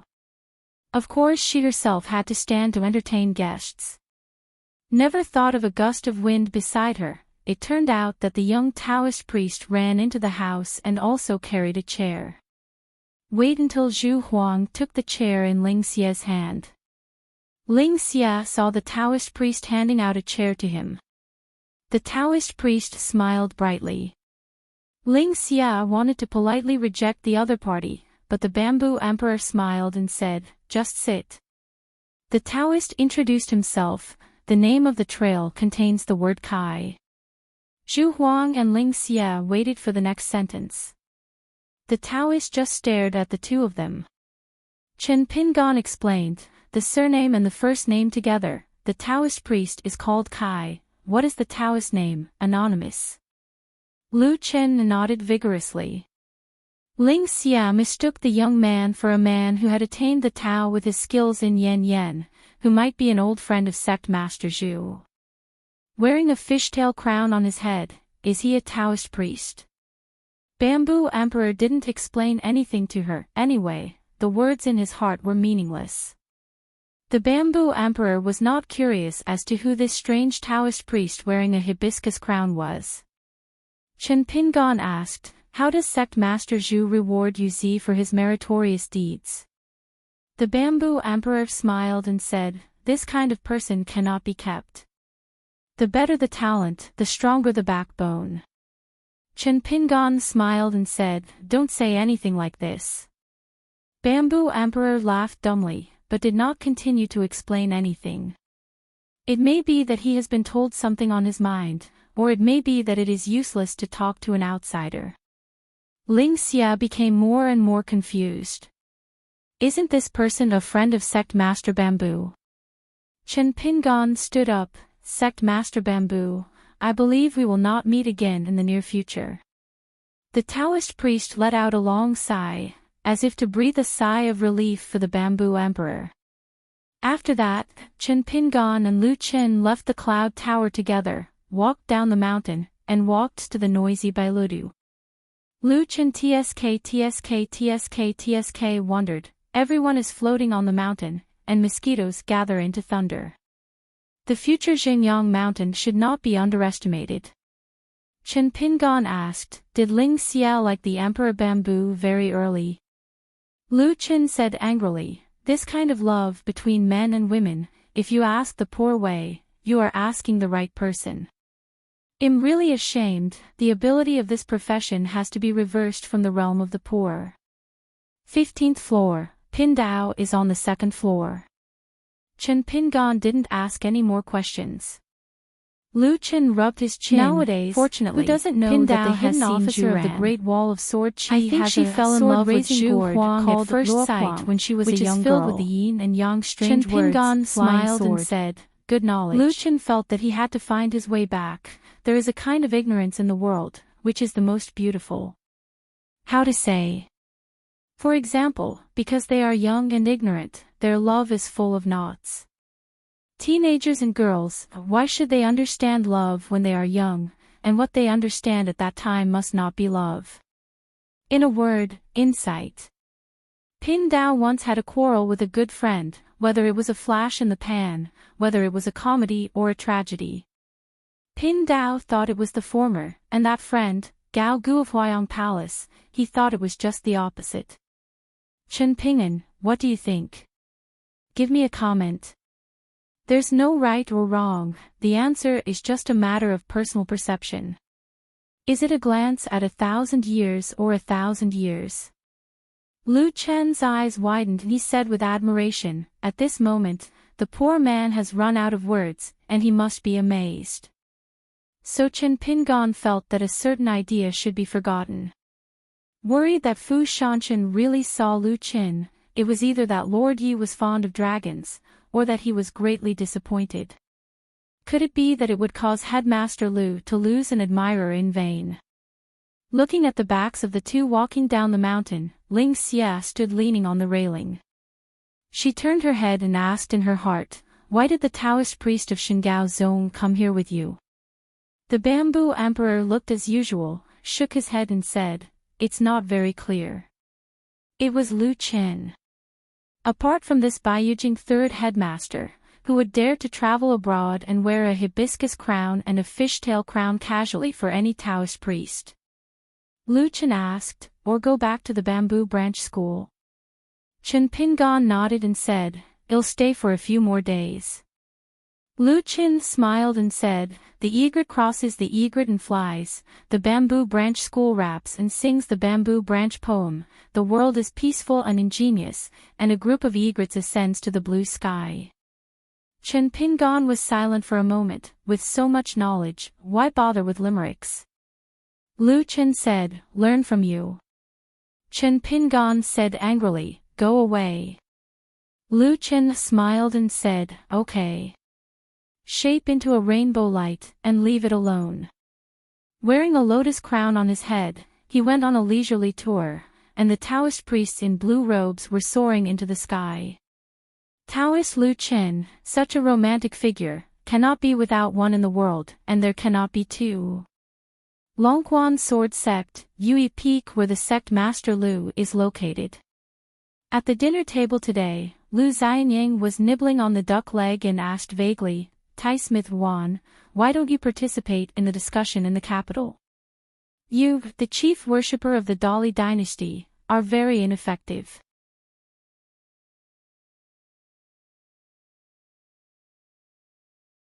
Donggu and the others are not at the table today, they are busy. They deserve to be out of luck. Ruan Qiong said directly, you are not suitable to be the chief worshipper. He didn't know the apprentice yet.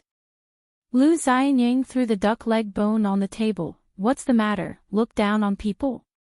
Ruan Qiong said, students, articles hate life, and it is difficult to do academics in the officialdom.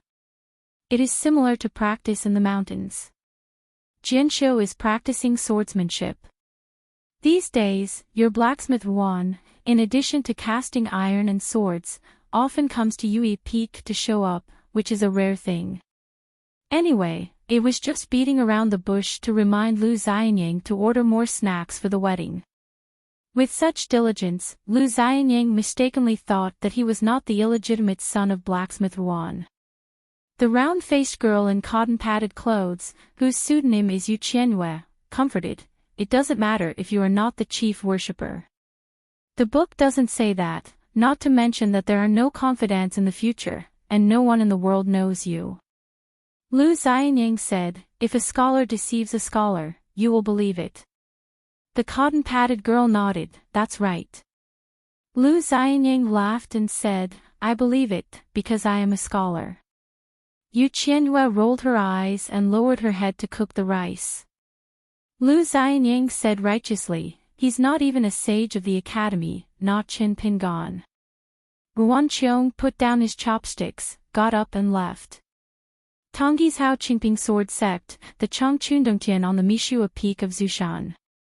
As the Jiangke Immortal Mansion, where Chen Shan's private Taoist temple is located, only the doors and windows on the top floor are closed at the highest point of the Taoist mountain. There are no landscape restrictions on the floors downstairs. However, in the past, only millet grains would come here to climb high and enjoy the scenery. As for Chai Wu's children who practiced here, they still did not dare to break into the forbidden area. Chai Wu was worried that he would not drink alcohol in the future, and the rest the Kendo embryos of the Great Wall of Sword Chi are worried that the big white goose who is the most respectful to the teacher will give them small shoes. In fact, the interior decoration of the top floor is very simple, with a futon, a table and a few incense burners. Chen Pingan left the place at that time, but he did not take away the few books and a pile of bamboo slips with characters engraved on them. In addition, there are some fairy money left, which are all snow money, but they are not piled up like books, but neatly arranged. If you look closely, you will find that on each snow money, there are teeny small case lettering, and the name and date are written separately. There are still several square seals on the table, either in Bai Jiangxian's inscription, or in Wan Jiangxian's inscription, but they were all left by Chen Pingan himself. For example, there is one side seal, which is fried pork with winter bamboo shoots. There is also go and go back. And white hair is still a beauty. There is also the highest seal on the side, with the bottom of the 4 characters engraved low, as if the text and the tabletop have met face to face for a long time, staring at each other. Second hometown. The discussion in the imperial study in the capital of Dali is drawing to a close. The emperor glanced at the bamboo slips on the table, and the issues above were almost discussed. Unconsciously, it took nearly an hour. Song, he said with a smile, that's all for today's discussion, and everyone who has worked hard to come here. Fan Junmao, who was bored in the second half of the meeting, received an amnesty. Song, he said, today's discussion content, I hope everyone will not spread it out when they go back. Fan Junmao has raised his buttocks, waiting for His Majesty the Emperor to say, dismiss the meeting. As a result, she found that His Majesty the Emperor, and many colleagues in the Shanshui officialdom in the house were all looking at her. Song, he smiled and said, Fan Shanjun, you have some work to do. Fan Junmao looked blank, huh? This discussion, item by item, has nothing to do with me at all, so why is it workable? Fan Junmao squinted at the mountain of his own prince, the family of the king of the mountain god. You squeaked quickly to remind yourself if you missed something. Wang Wan's face was helpless. The old minister of the Ministry of War opened his eyes and said with a smile, Your Majesty hopes that Fan Shanjun will leave the house and not say anything. Let me just give an example, not to mention the national teacher who is not the national teacher. Fan Junmao snorted. What was she thinking about?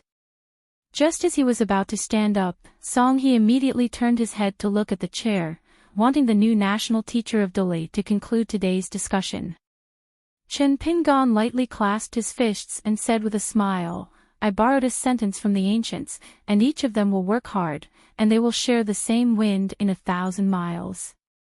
As His Majesty the Emperor and Dali Guisher stood up from their chairs, the room almost simultaneously stood up. At the door, Jiang Shangjin participated in this kind of discussion for the first time, and his was almost numb. It doesn't matter, I won't come next time.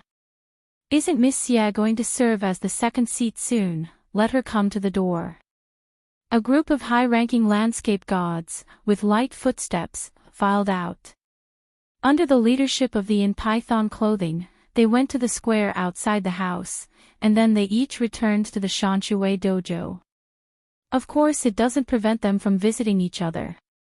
Chao Yong hesitated for a while, but he still didn't chat with the Marquis of Changchun in his heart. Today, the Bishao Palace handed over the quota. Chao Yong believes that there will be no shortage of opportunities to thank him in the future.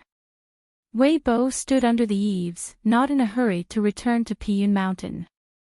Fan Junmao said with a smile, Jun Wei Shan, no, you have to be called the God of Night tournament. After the entitlement ceremony is over, do you want to hold another night tour banquet? Wei Bo smiled and said, it's better to hold one before the ceremony and another after the ceremony. Fan Junmao gave Wei Bo a thumbs up, it's really yours. Inside the house, Song He pulled Chin Pingon and chatted a few words. Both ministers were present. In the corridor outside the house, Jiang Shangjin stood stupidly with Xiao Mo and Xie Go. The mountain owner said that he would go to the Ministry of War Yamen and then go back to Luopao Mountain. Nangxinfang and Kejiao Lane on both sides of a 1,000-step corridor in the capital of Dali are crowded with government offices. Song He said, the national teacher said that erecting a monument on the mountain is a measure to help the bottom of the mountain. There are gods on the mountain, and the mortal masters at the bottom of the mountain are destined to be unable to understand the bottom line by themselves, so there must be a rule to let the mountain go up and down the mountain. They each follow the rules. As long as Chuiyu is mentioned, the emperor is still habitually referred to as Guosher, and when it comes to Qin Pingon, it is Qin Guosher. Qin Pingon nodded and said, it won't make people at the foot of the mountain dare to be angry. The old Shang Shu walked out of the imperial study with a cane, and said with a smile, old sect master Jiang, just chat a few words. Jiang Shangjin moved and smiled, it's easy to talk. The old man sat on the other side of the steps, and Jiang Shangjin sat next to the old man. Soon Zhao Duanjin also left the imperial study and went straight to the office of the Ministry of Rites. The old man smiled and asked, Old sect master Jiang, will you feel bored when you participate in this kind of discussion? Jiang Shangjin said, feast your eyes, how can you be boring? The old man nodded, the literati are underappreciated, and the beauty is hidden. Most people don't think it is worth seeing, but a master like the old sect master Jiang is very different. Jiang Shangzhen's eyes lit up, some chatting, could it be that he has met someone in the same way? If you are chatting like this, old Shangshu, someone from Zhou will be lifted up. Sure enough, the more the two sides chatted, the more they hit it off. When Qin Pingon and Emperor Song He walked outside the corridor, Chief Zhou was lowering his voice and telling the old Shangshu the difference between love and desire between men and women. The old Shangshu sat slightly crooked, posing as if he was listening. The former is, only the Tao was ordinary at that time. One is, after the fact only the ordinary. When the old Shang Shu heard this, he smiled knowingly, this body is old, unless the dream of spring is as heavy as a teenager. Jiang Shangjin whispered to him, saying that there is a panacea in the blessed land of my cloud cave, which is cheap and good. In the dark of the night, a young Taoist came to the stone monument secretly, and seeing that there was no one around, he reached out and patted the head of the monument lightly. Good, it's getting stronger. In the future, if Xingyang Mountain is fortunate enough to have a good seedling, he can persuade Luopao Mountain to remove this stone tablet with an upright questioning sword. In the end, waiting for him, no, waiting for her to return to the border of her own sept, and want to chop off the stone tablet with a sword. Hey, why can't the stone tablet be chopped in the slightest? It will be interesting at that time. Xingyang Mountain is embarrassed, and Luopao Mountain is also embarrassed. Anyway, as long as the poor road is not embarrassing, it is you who are embarrassed. Lu Qin raised his head and murmured, it's a big night, Yang He Chi Jia. Sword of Coming Chapter 1179. Chapter 1179. The scholar is here. Qin Pingon asked curiously, are you really going to hold 2 night tours in a row? It's almost enough to hold one. Even Shimei River Water God Gao Brewery is not short of money. The last time I drank at the village school, I had to tell the truth after drinking. Today, there is a night banquet, and then take a day off. Tone, when everyone finally saves some money, there will be another game the day after tomorrow, no one's money will fall from the sky, I really can't stand it. Wei Bo glanced at him. Chen Pingan said with interest, when I didn't ask. Wei Bo said, I made an appointment with Meng Rong to go to the Changpu River for a drink. Chen Pingan nodded, I have to celebrate. Wei Bo looked at him again. Chen Pingan said helplessly, just tell me what you want me to do. Do you need me to go over there as a host, bring a few jars of good wine over there, or the assistant to help you play a few laps, block the wine for you, or you guys drinking flower wine? You can make it hard, just need me to show up at the end to help you secretly settle the bill. Wei Bo said, just do it if you have the heart. Meng Rong really wants to make an appointment with you for a drink. I would like to thank you for a few words. I helped to push it away. Chen Pingan hurriedly thanked him. Wei Bo went straight away. Chen Pingan sighed. Damn, with the same virtue as Lin Yupu, this is not about to become a god, and he has a good temper. Why don't you go arrogant with Mr. De? They were going to the Ministry of War office located in Kejiao Lane, Qianbu Lang. Jiang Shangzhen originally wanted to support the old Shangshu, but he never thought that the old man would leave the palace city, and there would be no long Chamfubu. Chen Pingan planned to give 500 military books to the Songshu lecture hall directly under the Ministry of War, which were ready-made copies anyway. Because they have been to the capital before, Chen Pingan and Xiao Mo have used their blindfolds. Jiang Shangzhen and Xie Go, the chief one and two people at Luo Pao Mountain, are very casual. When they arrived at the heavily guarded Ministry of War office, the old Shangshu led them through the corridor. On the way, they encountered many officials of the Ministry of War, but none of them took the initiative to say hello to the old Shangshu. Jiang Shangzhen sighed, Lao Shangshu is not the usual prestige in his own yamen. Just like myself, no one dared to greet me every time I went to Xinzhuan Peak to attend the discussion in the Zhu Shirtang. Xin Chen smiled and said, there is no official or not official authority, it's just that you don't like to bow your head and bow your waist.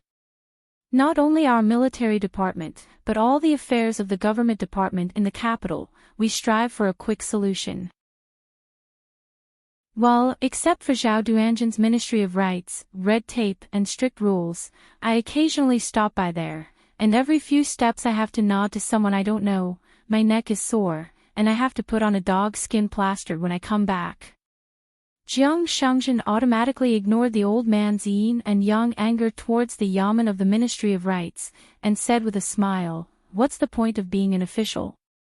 The Ministry of Rights and the Hanlin Academy do pay attention to a lot. For example, when the sun shines on the fifth brick of the corridor, officials will get the yamen point. Lax, like Chao Gingxin, a servant of the Ministry of Personnel, he is a very special case in the Dali officialdom. This son of the Chao family of Shangzhou Kingdom, who was promoted from the Longquan Kiln's superintendent, was often late for ordering, and his salary was not enough to be deducted. Xin Chen said, it's still very beautiful outside the yamen. I just said that I went to Changpu River for a drink. Every time I check out, I get a huge discount. I don't dare to go there often, for fear of breaking down the restaurant. The room is very spacious, which is equivalent to opening up 3 rooms. In addition to reviewing official documents, the old minister can also hold small-scale discussions here. There is a row of bookshelves against the wall, and the other 2 sides of the cabinets on the top are all books and files. The eyes are full of books, and it is not too much to describe the vastness of a sentence. It was rare for the old Shangshu to entertain guests here, and none of them wore official robes. Soon there was an exclusive secretary who worked in the Shangshu's office and brought tea. Sitting heavily on a heavily battered old Taisha chair, habitually leaning on crutches in both hands, resting his chin on the back of his hands, he smiled and said, Chen Guosher, it's better to be early, it'll let the Ministry of Works be gentle, and the Ministry of Household Mu Yen do. Come over here, let them get to know Chen Guosher and talk about business by the way. Although Xin Shen is an important official of the same dynasty, but Shinshen is old and has been in various ministries. Many of them are the mother's family, Yamen of the old Shang Shu, plus Shinshen has many titles, so that the two Shang Shu came to the Ministry of War Yamen. It doesn't matter, not to mention that Shinshen is still a teacher of Wen Er, who cares about the encounter over Qi Xiang. Wen Er calls Mr. Shinshen, and whether or not he agrees depends on whether Shinshen is in a good mood. Oh no, it was his years at that time. Not agile, dilly officialdom. Everyone knows that Shenlao Shangshu's years have been eloquent and ineffective since he was young. Chen Pingan smiled and said, "There is no need for this." Jiang Shangjin used to watch the door in the imperial study, and was extremely bored, so he studied the details of the wearing of the various landscape deities in the house. The two ministers both wore court clothes, and there were not many differences. For example, the boots on their feet were different. The heavy cord boots were brand new but stained with dirt. Xiao Duanjin's boots are old but clean. Jiang Shangjin was curious about how there was mud in the heavy boots. There is a time-honored shop specializing in the sale of Chow boots in the capital of Dali. The people here in the capital, especially those who have lived near Ichi Alley and Cheer Street for generations, have developed a pair of sharp eyes. Xiao Mo sat upright. Xiago leaned back on the chair lazily, pulled down his sable hat, covered his face, and didn't know whether to sleep or rest. Xin Chen asked, "Is Chen Guosher familiar with Beiju Luzhou Sanlang Temple?"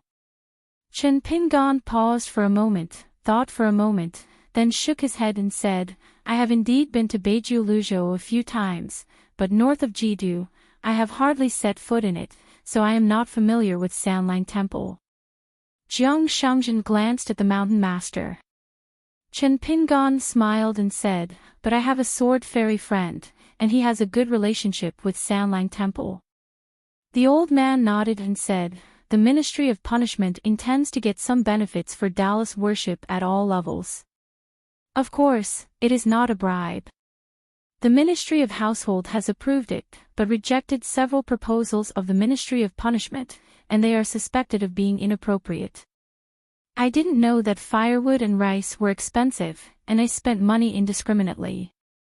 Finally, I found a compromise method. According to the meaning of the Ministry of Household, one is the immortal brew of Changchun Palace. It was tougher than the money of the gods, and I was going to buy a batch of cheap and high-quality Sanlang Temple futons. As a result, the Ministry of War also heard about this and had an idea. Anyway, they spent money to buy them. There was a discount, so I thought of buying a futon for all the cultivators in the army, but this would increase the cost of the household department, and Mu Yan just didn't move a stool to the penal department to sit and scold in the street. Chen Pingan nodded. The futon in the Sanlang Temple is indeed a good thing. It is said that one small summer money can be used for two. When he first visited Beiju Luzhou that year, Chen Pingan was deeply impressed by this kind of futon on the mountain. On the Beach of Bones, because of the yin emanating from a ghost valley, there was a small market commonly known as Nehiguan there. It was noon when the sun was shining, and it was still cool. On the border between the two worlds, big and small, Pima Zong built a long series of thatched dojos on top of those yin-rich and quintessential springs. Help Qi practitioners breathe and absorb the spiritual energy of heaven and earth faster. Sanlang Temple is the largest weapon shop on Beiju Luzhou, and the genealogical monks of Sanlang Temple are generally famous for being proficient in casting weapons. That is, they do not like to fight, but they are very good at fighting. There is a well-known mantra in Sanlang Temple, "Don't bully honest people."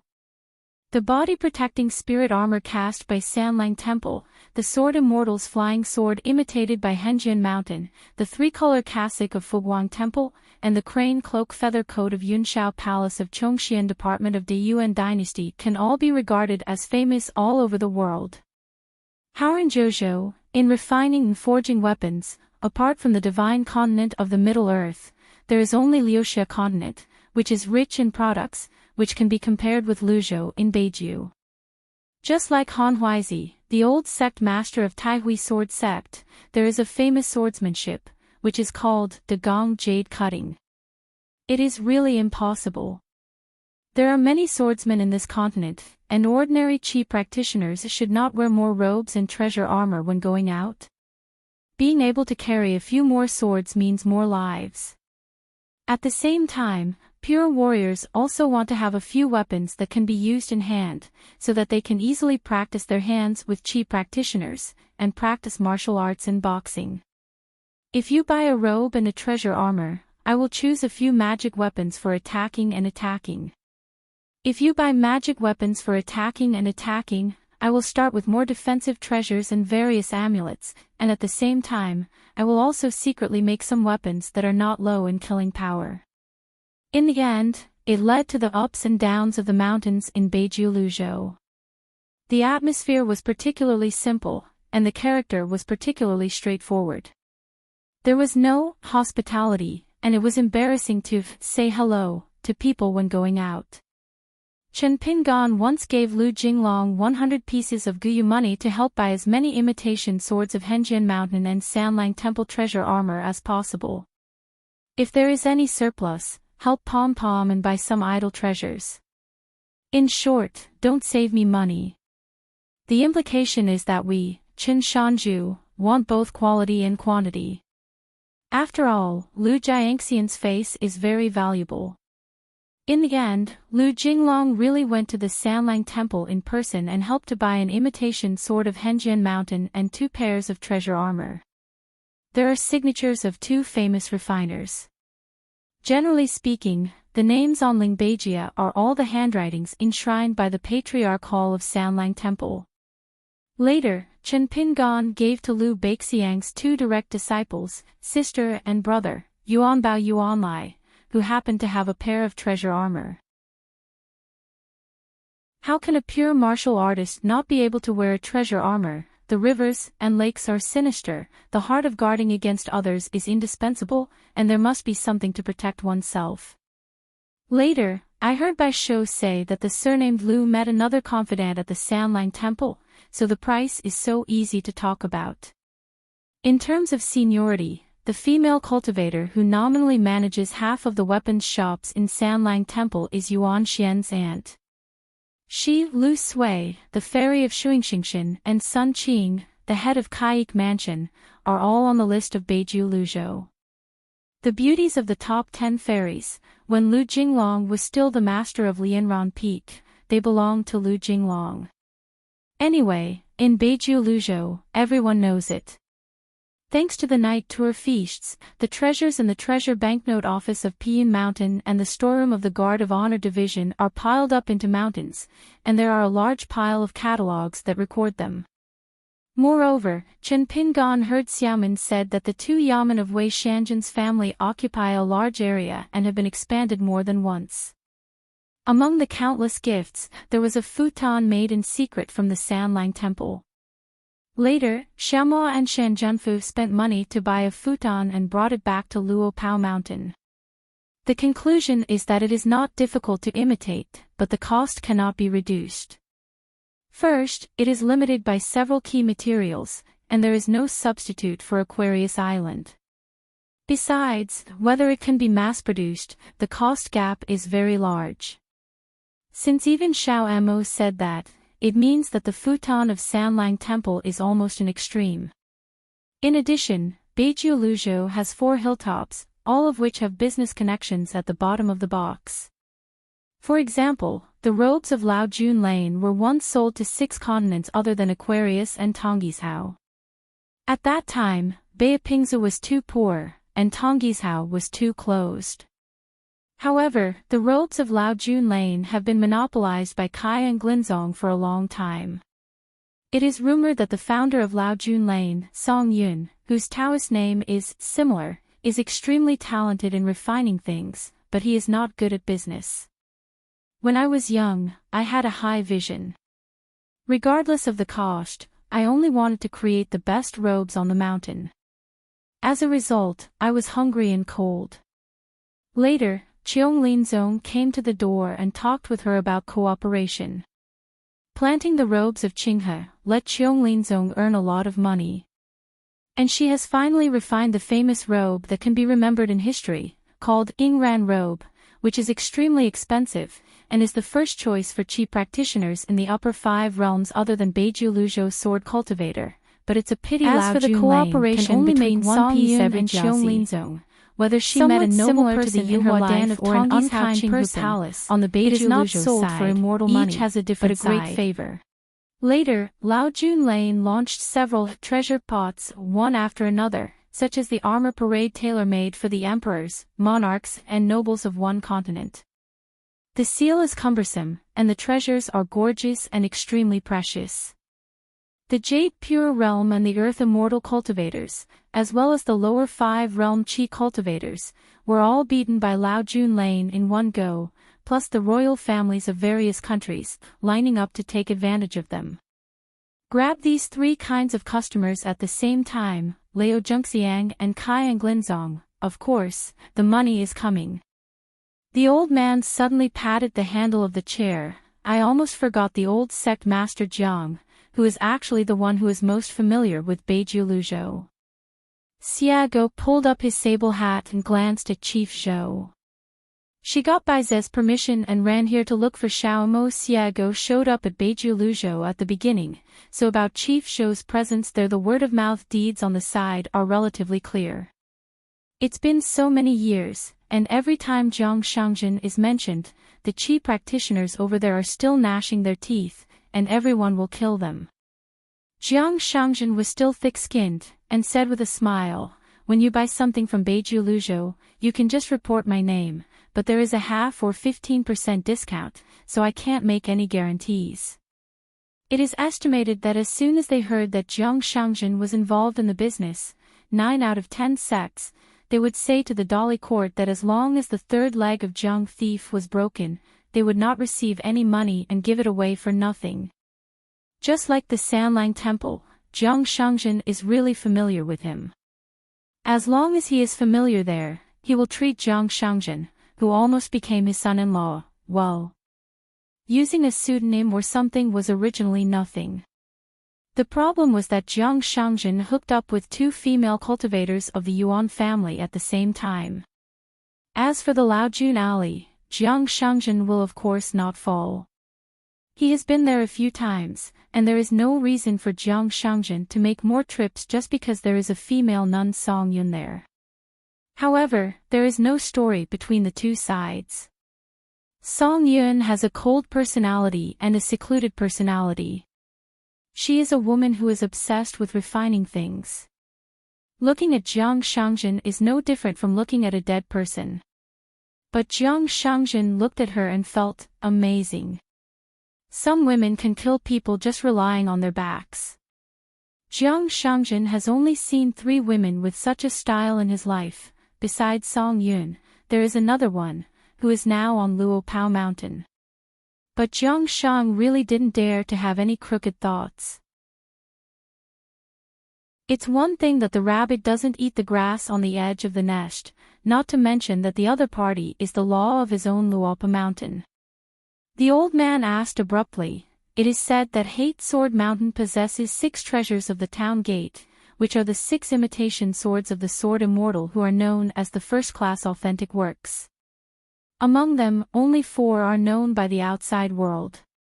They are Sitting Dead, Poem Ghost, Shrine, Sumi Mountain. Does Sect Master Jiang know what the other 2 imitation swords are called?" Jiang Shangjin is really clear, and he is very familiar with the secrets of Izhou's anecdote, and said, "It's Tong Yu and Hero's Tomb." Jiang Shangjin asked curiously, "What is the old Shangshu asking about this? You have friends on the mountain and you are in a hurry. But these imitation swords, generally speaking, money alone can't buy them." Hate Jianshan's business has always had little interaction with the court at the foot of Beiju Luzhou Mountain, mainly because the threshold is too high. In Jiang Shangzhen's words, it is only killing fat pigs and pitting rich people. For example, Jiang Shangjin himself. Back then, it was almost, just a little bit, that I bought the treasure of Jinshan, which is also called Gentle Township, with a girl who met and fell in love with each other. Later, it was Jiang Shangzhen's rare conscience discovery that he changed his mind temporarily. Otherwise, he would have put the imitation sword of Hero's tomb in his pocket. This imitation sword can warm and nourish tens of thousands of ghost generals and Yin soldiers. Out of this thing, the most suitable for group fights. Shin Chen smiled and said, "Many years ago, Cui Guosher wanted to build a government-run kendo sect in our Dali territory. I happened to be one of the officials who handled this matter, but unfortunately it didn't happen. In fact, according to Cui Ye's earliest idea, Wan Qiong is indeed the best sect master of the kendo sect. First, Wan Qiong is the first swordsmith in Aquarius Island, and the Longji Mountain in the mountains to the west. Then a large piece of dragon-slaying cliff can be used as the foundation of the kendo sect. As for the sword cultivator embryos needed to open branches and loose leaves, those dolly sticks that are scattered all year round in the mountains and rivers of one continent are worshipped, they are not dry rice. In addition, the earthly branch monks of Dali, Yuan Huajing and Song Su were all born in swordsmanship, so the prototype and framework of the entire sect were built early. Henjin Mountain in Beiju Luzhou will be the ally of this sword sect." Listening to the tone, the national teacher Cui Yu was going to personally facilitate this. Fenglei Garden will not move, but Xingyang Mountain will definitely become the downhill of this brand new sect.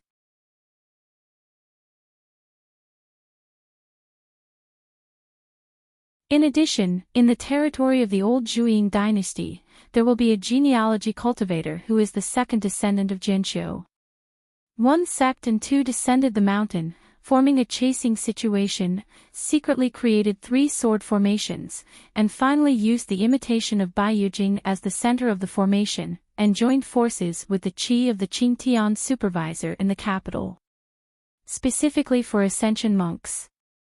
As for Wan Qiong as the chief worshipper of Dali later, Longquan Jianzong was established on the former site of Lizhu Dongtian, which is far from the kendo sect in Cui Ye's mind. The old Shangshu glanced at the new national teacher Dali. "If you talk about your own business, start from scratch." Chen Pingan, who started in a humble alley, is of course outstanding enough, but compared with Cui Yu, it seems to be a little less meaningful. Just thinking about this, the old man immediately felt that it was unreasonable. Chen Pingan asked, "Where is the Mo family?" Shin Chen said, "We started to evacuate Dali one after another a few years ago. The Mo family does things very kindly. They not only helped Dali cultivate a large number of craftsmen on the mountain, but also left a lot of drawings at the Ministry of Engineering." Chen Pingan smiled, and it seemed that His Majesty the Emperor had said something ingenious and unfeeling. Shin Chen said, "It's a pity that the robe of Kaik Mansion was not selected for the customized list of the Confucian Temple." Chen Pingan nodded and said, "Regret is naturally regret, but it's not too unexpected.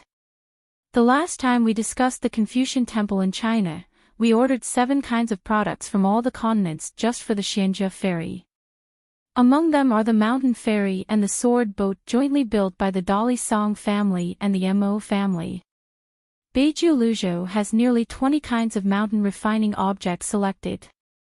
Among them, the only robes are the soft and silky Lingbao armor of Sanlang Temple and the Qinghe robe of Laojun Lane, distributed to the monks of the lower 5 realms. In fact, the robes woven by Kaik Mansion, after obtaining a secret refining technique of Jingqiqing robes, have improved their rank by a big step, and Kaik Mansion is even willing to build 2,000 pieces for the Confucian Temple without making any money. In addition, during the discussion in the Confucian Temple, Dali Song Changjing personally recommended the robe of Kaikfu, but it was still only listed as a candidate list by the Confucian Temple at that time. The explanation given by the Confucian Temple for the rejection is that the cost of the robes of Kaikfu is too high and the output is too small.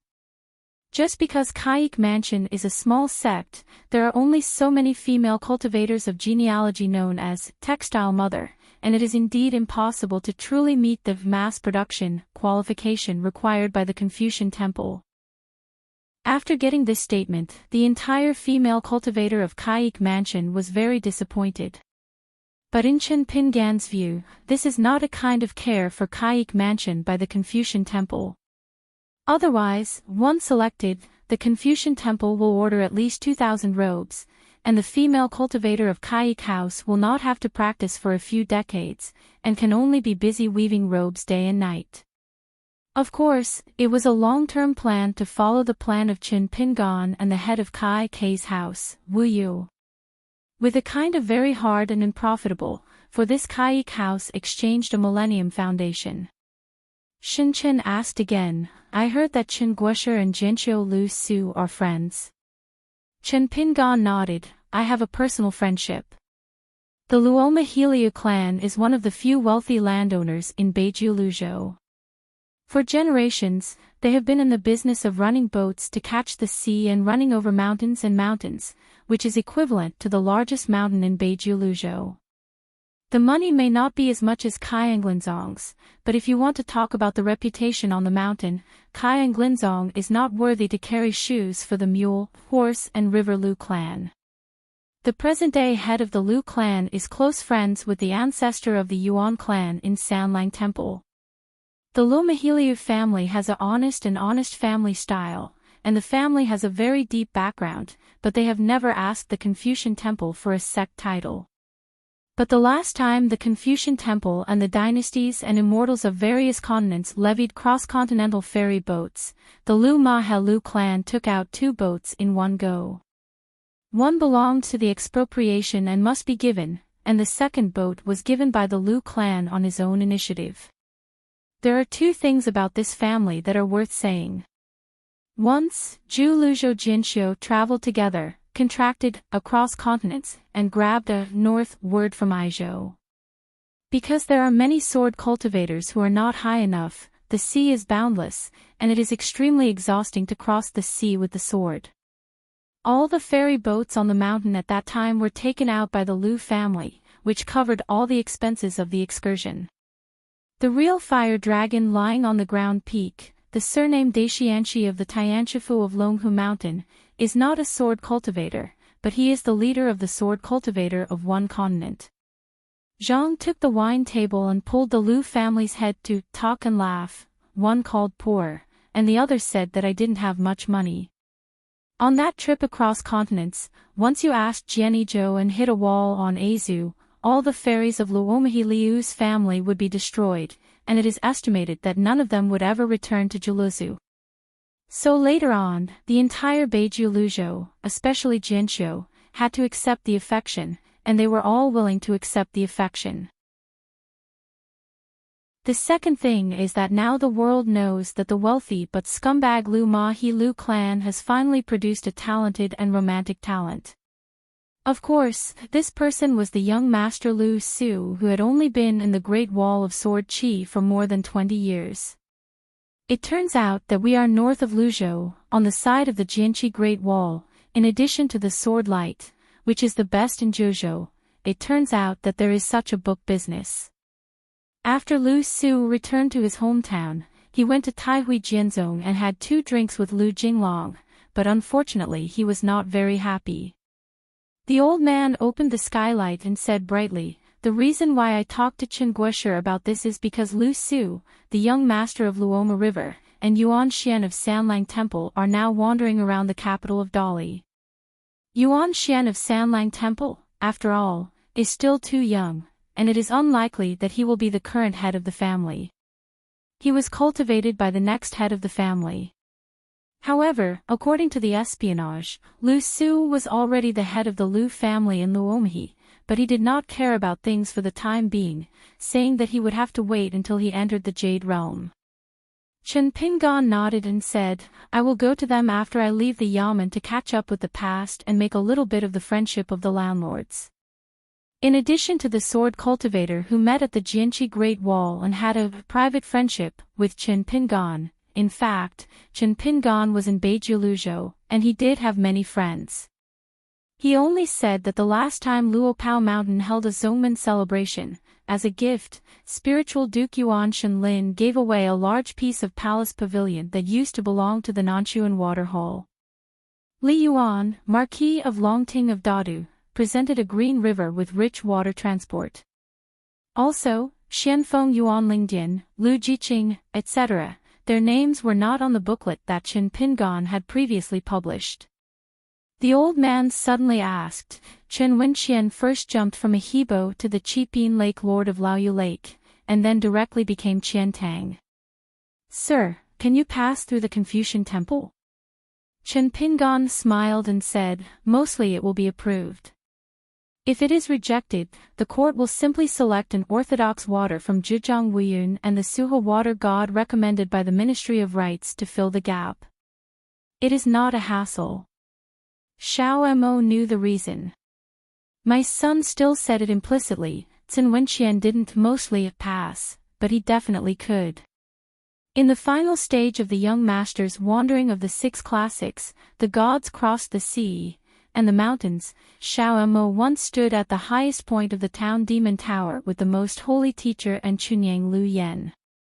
At that time, the most holy teacher he personally said a word, and the Confucian temple will record all those names in the book. In this list, there are not only the great mountain gods like Suishan Zhouyu in the Middle Earth, but also the small mountain gods like Douyan of Dayunling, Gong Xinzhou of Xiang Torea Mountain, and Wei Wei of the Watershed. Of course, there is also Cin Wenqian of Laoyuhu. Shen Chen stood up and said with a smile, there are guests, rare guests. It seems that they are looking for Chen Guisher. I will ask someone to help arrange a room. Close the door. Can you drink as you please? Chen Pingan got up. Don't be so troublesome. I met a few of them and chatted while walking. The old Shangshu doesn't have to see off guests. The old man smiled and said, to see a guest, you must send a guest. Even if you are not a colleague in the officialdom, there is still a friendship with the hometown. Chen Pingan smiled. Xiago put on his mink hat again. This old man is quite funny. The old man said it was to see off guests, but in fact it was to the door. Jiang Shangjin walked at the end and chatted a few more words with the old man.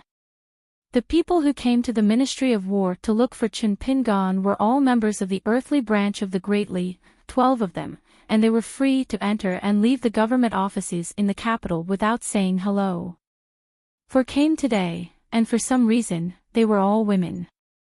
The girl Yu Yu, the formation master Han Zhoujin, the female ghost of Bamaik on the mountain, and the recently joined Zhou Haijing. She is the only pure martial artist, not talking about appearance, only decoration. This female master is still so jeweled, dazzling.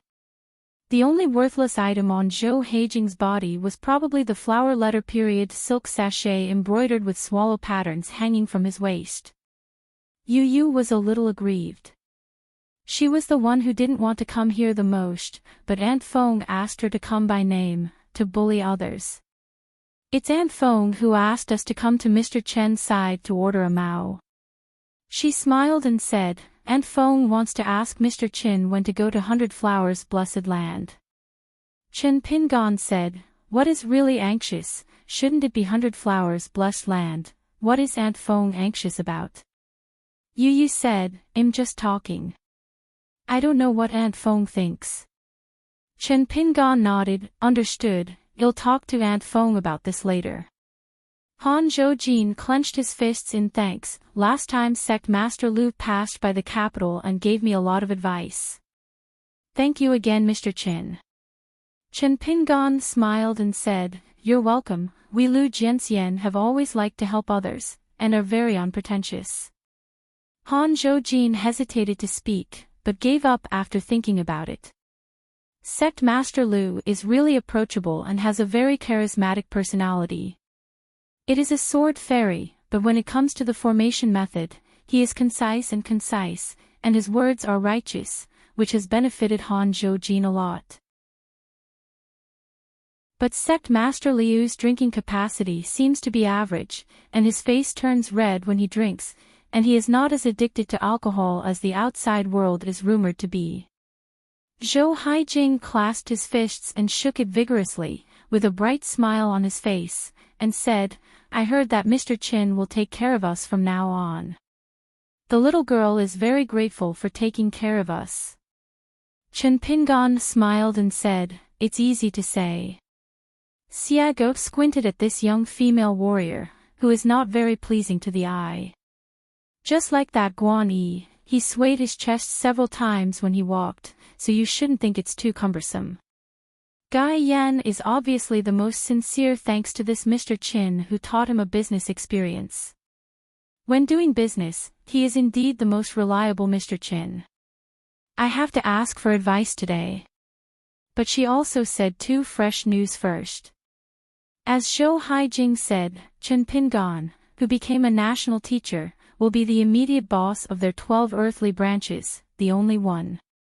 The Dali court just learned that the first person in the northern land of Beiju Luzhou, Jinshu Baishang, has passed the customs and successfully broke through. On the other side of Xingyang Mountain, the sect master Zhu Huang went to the full moon peak, and Xia Yuansui, his uncle, quickly convened a discussion in the ancestral hall that did not allow others to speak. "I believe that the latest issue of Shanshui D newspapers from Daxian Mansion in Aquarius will sell well." Chen Pingan smiled and said, "It has nothing to do with me. As for Bai Shang, the fight was over long ago, and the news on the mountain was relatively lagging behind." Zhou Haijing and the others looked at each other playfully. "Is there no silver 300 taels here?" As the Shanshui Di Bao of Fengshua Temple said, Xingyang Mountain and Luopao Mountain have a good relationship, or else Chen Shanzhu will come to the door to pay homage and congratulations. Next, Chen Pingan asked them about the cultivation status of the rest of the earthly branch monks. Naturally, he would answer any questions he had. There may be only a few cultivators on the Aquarius Mountain, Yu, and they are most afraid of this seemingly genial young hidden officer, and even the sword cultivator of Xingyang Mountain can't compare with them. In the end, Gai Yan hurriedly found an opportunity to chat with Mr. Qin about personal matters, and asked how to make the business of the inn better and better. Chen Pingan didn't know whether to laugh or cry, but he just said something out of conscience. It was already very good, and there was no suggestion. The reputation of her inn is now on the verge of ruining the streets on Dali Mountain, and making money is notoriously dark. But I have to admit that the female cultivators are almost reluctant to stay at that inn, and all the male chi practitioners have become repeat customers. After all, they are eye-catching. Seeing the sincere expression on Gain's face, it is estimated that if she doesn't speak bluntly, she will propose that the partnership earns money and then divides the accounts. Chen Pingan had to say, "Gain, I just asked you to pay attention to the appearance, so as not to when the guests came to the door, they followed a haunted house. I didn't let you go to extremes like this. What do you think? Arranging so many Yingyan Jianyan at the door in one breath, do you feel that it is too heavy?" Chang Jian looked sad, and suddenly lost the enthusiasm to make money. Chen Pingan wrapped his arms around his sleeves, walked side by side with Gai Yan in the corridor, and continued, "Of course I know that the young women at the entrance of the inn are all uprooted people who have lost their pedigree status. It will give each of them a generous salary, and they are all willing to solicit customers there. Well, except for most of the women who have the idea of repaying your gratitude to you, to put it nasty, there may be some people who want to catch the golden turtle son-in-law on the mountain is actually nothing. In short, it is human nature." Chang Jian looks a little better. Chen Pingan smiled and said, "I'll just give a few small suggestions. There are only 2 female nuns left at the door to entertain guests, and the rest are diverted to private houses, one at a time, and they are responsible for checking in with the guests. For singles face-to-face, as long as it is an immortal master who has entered the inn, they can help, lead the way or accompany you in matters such as tours and visitors in the capital, free of charge. So you have to let them know more about the scenery, sights and specialties of the capital, so that you know it by heart and you are familiar with it. Then negotiate with some big restaurants in advance, and the guests who come from your inn, all expenses there, the inn must take a cut, such as the restaurant in Changpu River, it will be very happy for you. Pull the guests over. As for the money, the inn will go back and split the bill with them. It is best to pay it monthly. On any day, the dividend will be higher than the monthly salary. They will naturally be more concerned, and they can also take advantage of these. It is a precious opportunity to become more and more familiar with the sects on the mountain and the cultivators of various genealogy, so that they can take the opportunity to manage their own contacts. In every house, you use snacks, which must have their own characteristics, such as clearing offerings in the study, calligraphy and painting antiques, utensils that can be viewed in the mirror, and so on. The more the better. Put some in each room, of course. Don't be too tacky and cumbersome, otherwise it will be too much, and it will be counterproductive. Also, put a booklet on the table, which is very helpful to each room in the room. Such things are clearly marked with prices, and guests can spend money to buy things as long as they see the items they like. In the future, when there are many repeat customers, the hotel will record the personal preferences of any guest in detail every time, and then they can watch the dishes. The next time you enter the door, lead them directly to a private house with their own style. Those big customers who don't take money as money, the more you are willing to give discounts, they will be embarrassed by it. Then, recommending guests to save money in the inn's account room, whether the guests themselves or their friends on the mountain, stay in the inn and sign up with you. Face. And you spend some money, find a few sects that have Shanshui Dibao, and write a few good articles for you. At the nearby ferry ports and some mountain ferry boats, let people contact them. The inn in particular, it is necessary to have a good relationship with the Changchun Palace, so that in the most expensive houses, there must be a jar of Changchun fairy wine on the table. Then, pay attention to attracting female cultivators to the door, so as not to ruin the reputation of the mountain and make money to make money. If you can't make money from women, how can you make big money? Then the inn must have its own mirror. You can take the initiative to talk to the yamen of the Ministry of Punishment and say that you can talk about cooperation, and the reward is to borrow some beautiful scenery for the inn for free. The snail shell dojo, you don't need to say anything, they will naturally understand. With the help of the inn to collect espionage on the mountain, the punishment department is all experts, they will grasp the balance, so as not to smash the inn's signboard. In this way, food, accommodation and transportation, the inn has its own characteristics. Change Yen eyes bright. Wow, Mr. Chen's casual is really not casual. Sure enough, the experts know if they have it as soon as they make a move. Xiago said in his heart, Xiao Mo, our mountain master is very good at business. Xiao Mo smiled and said, you just know. Xiago wondered, is it natural? Xiao Mo said, of course not. You have to travel thousands of miles, read thousands of books, and meet hundreds of people. Chen Pingon raised his chin and continued to say in his heart, actually, there is no real expert in business, there is not one in front of you, why do you want to be far away? Gai Yan glanced at Zhou Haijing who was walking in front, and said angrily, it's not the right way to go with her. This speaks the most nasty and annoying.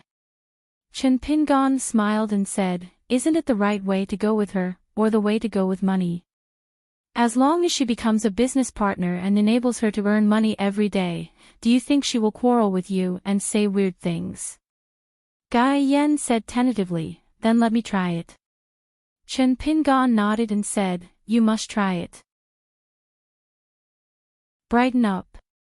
Chen Pingon said, Gayan, let me remind you at last that earning money is a good thing, but don't forget your main business and practice well.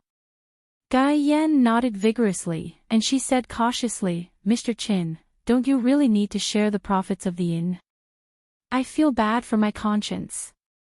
Chen Pingan said angrily, cultivation well, and strive to break through as soon as possible, it is better than anything else.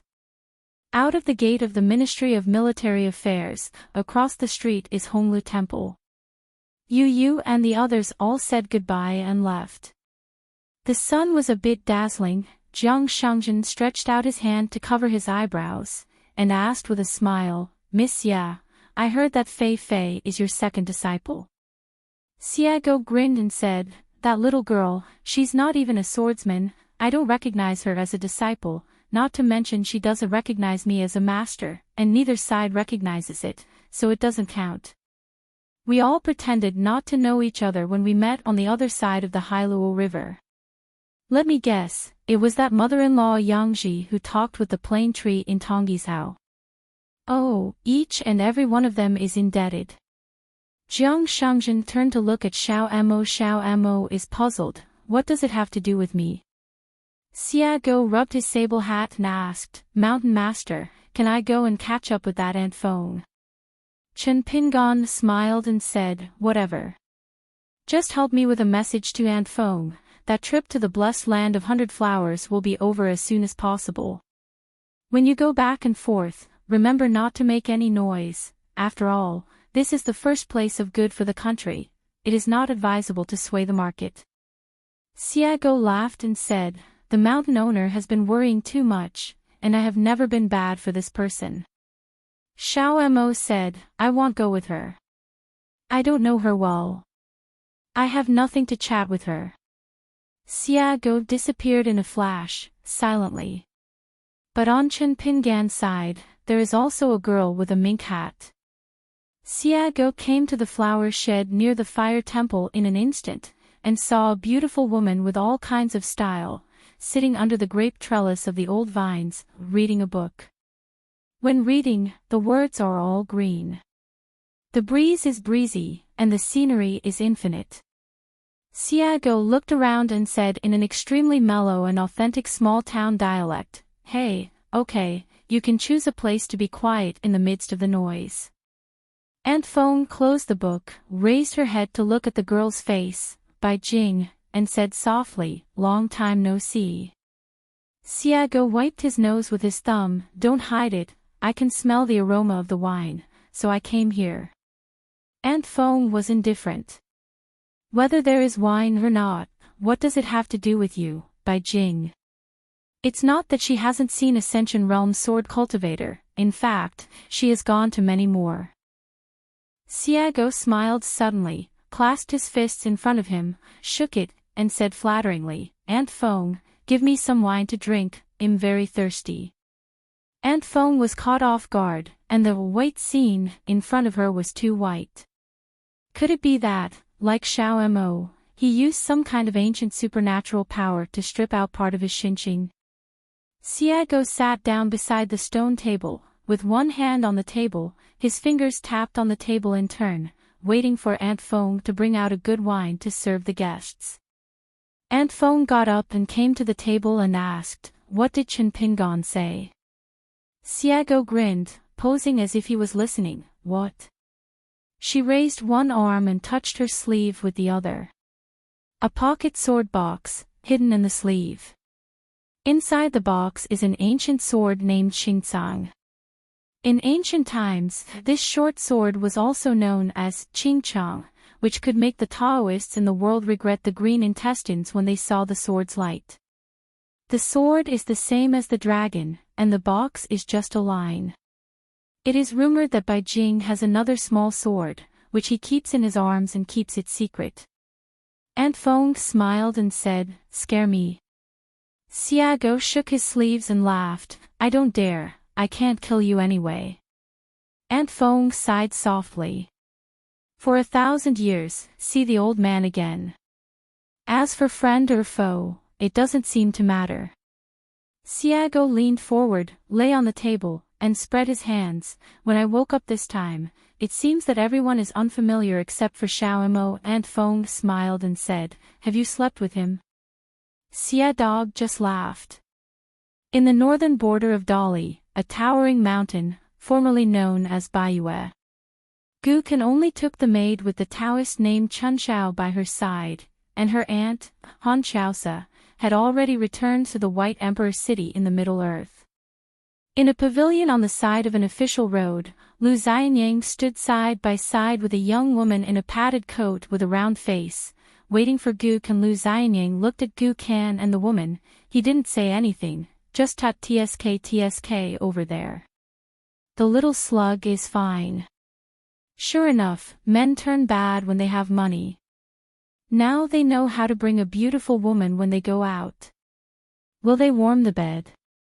You must know that according to the customs of their hometown, the younger brother can only marry after the elder brother has completed the marriage.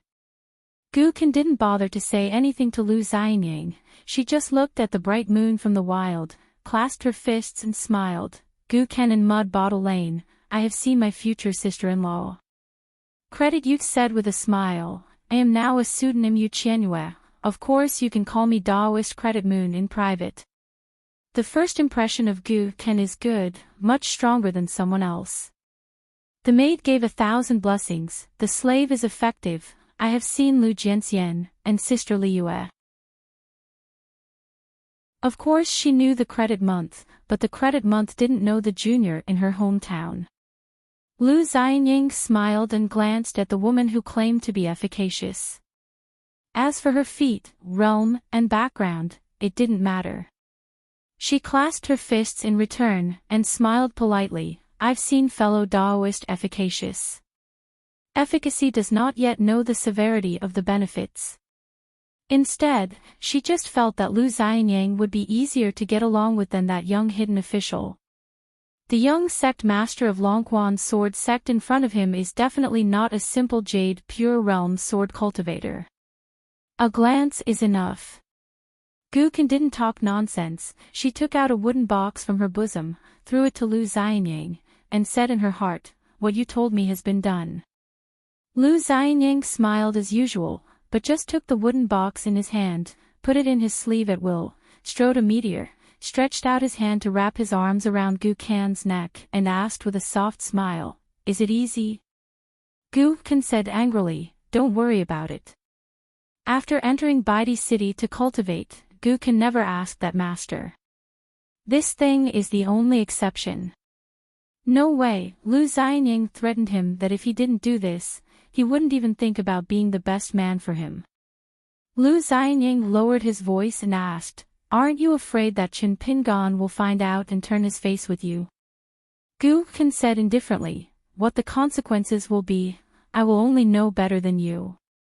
After hearing this answer, Lu Xianyang nodded and patted Gu Kan on the head. Yes, I didn't make a friend like you in vain. Gu Kan pushed Lu Xianyang's hand away and reminded in her heart, it's just a portrait after all, and the effect may not be very good. Lu Xianyang snorted, then turned to Gu Kan and said, I only know better than you about this kind of thing. Gu Kan said in a heartfelt voice, as a reward, Master asked me to ask you one thing. Have you ever met the of the changer who sits in the long river of time? Lu Xianyang looked dignified, shook his head and said, it's not appropriate to talk about this here. When we arrive at Yui Peak, forget it, we'll go to Shinqiu Mountain to talk about it. Gu Kan said, now that you have the answer, you don't need to bother so much. Master only needs to know that existence and whether it still exists. I'm only responsible for helping Master determine whether it exists or not. As for the rest, if Master wants to know more inside information, he will naturally come to you. Lu Xianyang stretched out his palm and rubbed his chin. Does the city lord by drink? Do you have a fairy brew that you are particularly fond of? If there is, you can help me make a few jars. Gu Kan scolded her in her hometown dialect. According to the way the three of them got along, she actually agreed. Lu Xianyang held the back of his head with both hands, and Gu Kan beside him was more like a scholar.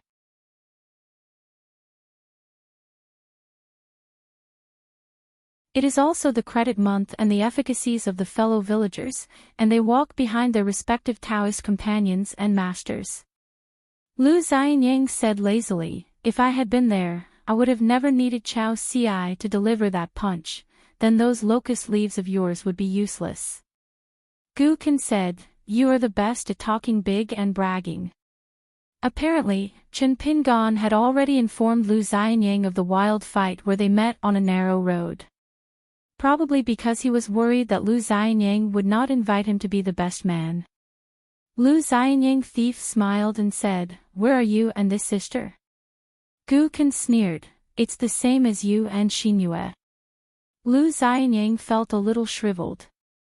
When it comes to quarreling, Gu Kan is very talented. Back then, he and Chen Pingan together were not as good as a slug. Of course, it was no different with Chen Pingan, who was a boring gourd at that time. Gu Kan hesitated for a moment, then said, "Let me tell you a little bit of my own guesses. The credit moon by your side, her chance of becoming enlightened in the future, may be related to the immortal tomb in our hometown, and the Xiangjuan of Lingfei Palace with the Taoist name of Dongting, as well as the Qiyun Mountain formerly known as Baiyu in front of you. It has something to do with it. As for how to connect them together, how to extend more clues, you want to go?" Lu Xianyang nodded and said, "Mr. Qi's placing Miss Yu in our hometown must have a profound meaning. I remember that there was a time at the blacksmith shop where we were eating old duck bamboo shoots together. Miss Yu mentioned one thing. Jiang Shangzhen once said something to her that looked like a poem of wandering immortals and a function of step. In the end, when Lu Xianyang asked her what it was, Miss Yu said that it was about ascending to the sky, making up for the lack of money, moonlight and white clouds, etc. I don't remember clearly." All of a sudden, Lu Xianyang, who thought he was generous enough, was completely stunned. Later, Lu Xianyang went to ask Chen Pingan about the matter, and helped to ask for the whole content. Lu Xianyang suddenly slapped him and taught him a lesson from his heart. "What kind of credit month? No big or small, call me sister-in-law." Gu Kan just lowered her head and avoided Lu Xianyang's attack. She turned her head and smiled and said, "Sister-in-law, would you like me to talk to you about some old things about Mud Bottle Alley? It's actually quite interesting." Lu Xianyang laughed, hurriedly stretched out his hand to restrain Gu Kan's neck, lowered his voice and said, "The slugs, they are all my own brothers, so what if I call you Big Brother Gu?" She said with a smile, "Isn't it Wang Zhu?" "I know, Lu Xianyang used to go to Mud Bottle Alley to see her." Gu Kan turned her head and smiled, "So my sister-in-law knows, so there's nothing to talk about." Lu Xianyang let go of Gu Kan, sniffed at himself, wiped his face fiercely, and stared blankly ahead. "What is the use of me wanting this sword fairy realm and sect master status?" Without waiting for Gu Kan to gloat over the misfortune, Lu Xianyang first stretched out his hand to go around it, and then he let out a sullen fart, and then reached out and slapped his face in a lightning-fast manner.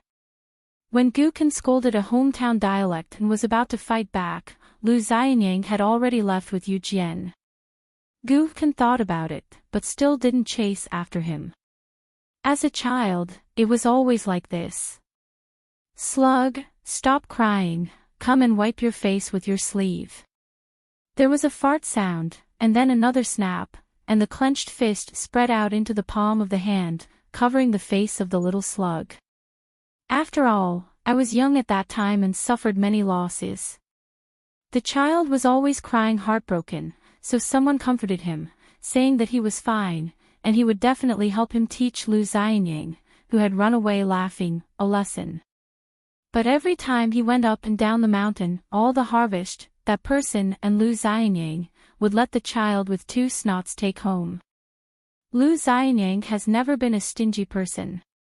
Otherwise, why did the slugs of the past talk so easily to Song Pengchai, who was also in the Mud Bottle Alley? In the capital of Dali, after Chen Pingan left the military office in Kajia Lane, Shen Shen still called to Lord Shangshu. While waiting for people in the house, Shen Chen stood over the desk, stretched out his hand and rubbed an ancient inkstone. It is said that it was the first official document of the Ministry of War of Dali. The old man died in the office. At that time, there was still an unfinished official document of the Ministry of War. Then somehow, this Fong Yentai was passed down from generation to generation and stayed in the military yamen. It is said that such a small ancient inkstone, which is said to have been made for hundreds of years, does not know how many old men like Shin Chen have been sent away. Shin Chen heard two kinds of footsteps that were all too familiar outside the house, recovered, walked around the desk, and walked towards a chair. After stepping over the threshold and entering the house, the Minister of Works Wen Er asked directly, did he not nod to help contact Beiju Luzhou Sanlang Temple and the Luoma Heliu clan? Shin Chen smiled and said, the thief. How could it be so easy to nod? Chen Guisher is not stunned. After listening to a few good words, he happily patted his chest and agreed. The Minister of the Household, Mu Yen, asked, what about Yu Guizhong and Yungu Blessed Land, who also refused? Shin Chen said, it's half and half. Jiang Shangjin said that it doesn't work for him to talk to Yu Guizhong. The implication is that we should find someone to talk to ourselves. But their Jiang's Cloud Cave Blessed Land, there is no problem. They are very willing to sit down with our Big Li and have a good talk about specific cooperation matters. Because you, the god of wealth in charge of money bags, was not present, Jiang Shangjin did not say that he would come forward, but only said that the person in charge of the Jiang family would go for a while to the capital. Speaking of this, Shin Chen couldn't help laughing and said, we can't just because a great sword immortal who was a suzerain and who has outstanding military exploits, sits at the door of the imperial study today and doesn't say a word, we can't take him back. Thing. Wen Er nodded and said, it's Jiang Shangjin after all. Now that they have all come, the three ministers, one host and two guests, talked about some important military affairs. When Wen Er and Mu Yen got up and left, the old Shang Shu didn't get up. The old man sat on the chair, closed his eyes and rested for a moment, then slowly got up and walked to the bookshelf. There were a few thin and colorful books hidden there, which were very inconspicuous. Dip in saliva and open a page. The book describes the woman's appearance and demeanor, which is a must. Some of the blank descriptions that do not seem to be very fragrant or even more aftertaste. For example, the current old Shangshu is reading the length of writing about a cloud and rain, the lover has fled over the wall, the woman in the boudoir is dressing in the mirror, and the mirror is in the mirror. There is a beautiful woman, her face is pink, her temples are sweaty, and she seems to be in pain. The woman stretches out her hand and lightly rubs her chest, frowning slightly, as if resentful and ashamed. This book, which is difficult to weight for elegance, was first spread from Beiju Luzhou to the Xianjia ferry in Aquarius. The one who compiled this novel was Jiang Shangjin, who made waves in Beiju Luzhou with the cultivation base of Jindan. The old man turned a few more pages before putting the book back on the shelf. In fact, the question Jiang Shangjin asked earlier was, what's the point of being an official? The old minister of the military department of Dili did not give a serious answer. Not to mention other continents and other countries, but it is very interesting to say that we are officials in the Dali court, especially in the Ministry of War. The old man leaned his back against the bookshelf, dazed. Shen, the word hongi. According to the explanation of words, in some poems and articles, as well as Jinshi, the word Shen and Shin can actually be interchanged. Since the surname is Shin and the name is Shen, a character is naturally needed to complement the name. Shin Chen's eyes shifted, looking towards the door. Back then, in a fit of anger, Shin Chen, who was an official in the Ministry of Personnel at the time, had a political disagreement with the national teacher Cui Yu, and Shin Chen resigned directly from the office. Fuck the countrymen. Later, Cui Yu personally brought Shin Chen to the Ministry of Military Affairs. Before crossing the threshold and entering the house, Cui Yu stopped and asked Shin Chen if he had thought about it. You, a literati who has never touched a knife or wore armor, it is not easy to get a firm seat in this room. Shin Chen said that as long as Cui Guisher promised me one thing, those warriors would come into the house with knives and chop me at every turn, and I would have the ability to manage the military department of a country well. It is also a national teacher of Dolly, or a brother from the same sect. Chen Pingan is young, and he can't compare to his brother Chuiyu, it's a bit far behind. Compared with Howard embroidered tiger, is he bullying people? Shit, who made you Chen Pingan sit on that chair today? No one else. If you don't compare you with Chuiyu, it's hard to compare with me.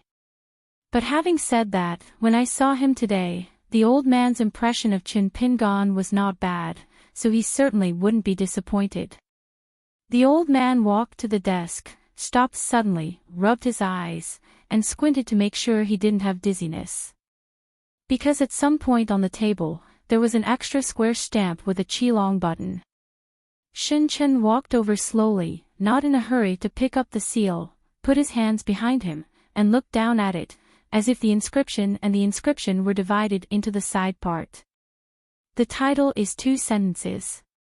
The sages have their words, and the scholars must be brave and persevering.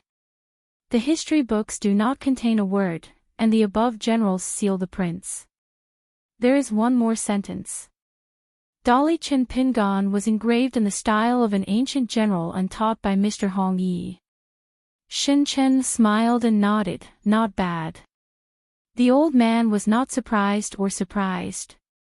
The old Shangshu has read countless books in his life, and there are many good words and sentences in the book, but these few sentences are not bad. Flattery, how can it be called flattery? It must be good words. Then Shin Chen picked up the seal and looked at the content of the inscription. For a moment, the old man was speechless for a long time. He gently put it down, straightened it a little, and was silent for a long time. In the end, he was willing to put the seal back on the table. He glanced at the door and then at the seat. Chuiyu and Chen Pingan are worthy of being brothers from the same school. Shin Shen, who led a country's military department as a scholar, didn't have time to ask a certain question with the national teacher Chuiyu. How am I doing as the Minister of War? And the 7-character seal on the bottom of the paragraph is like an answer given in place of Chuiyu. The scholar here is a hero.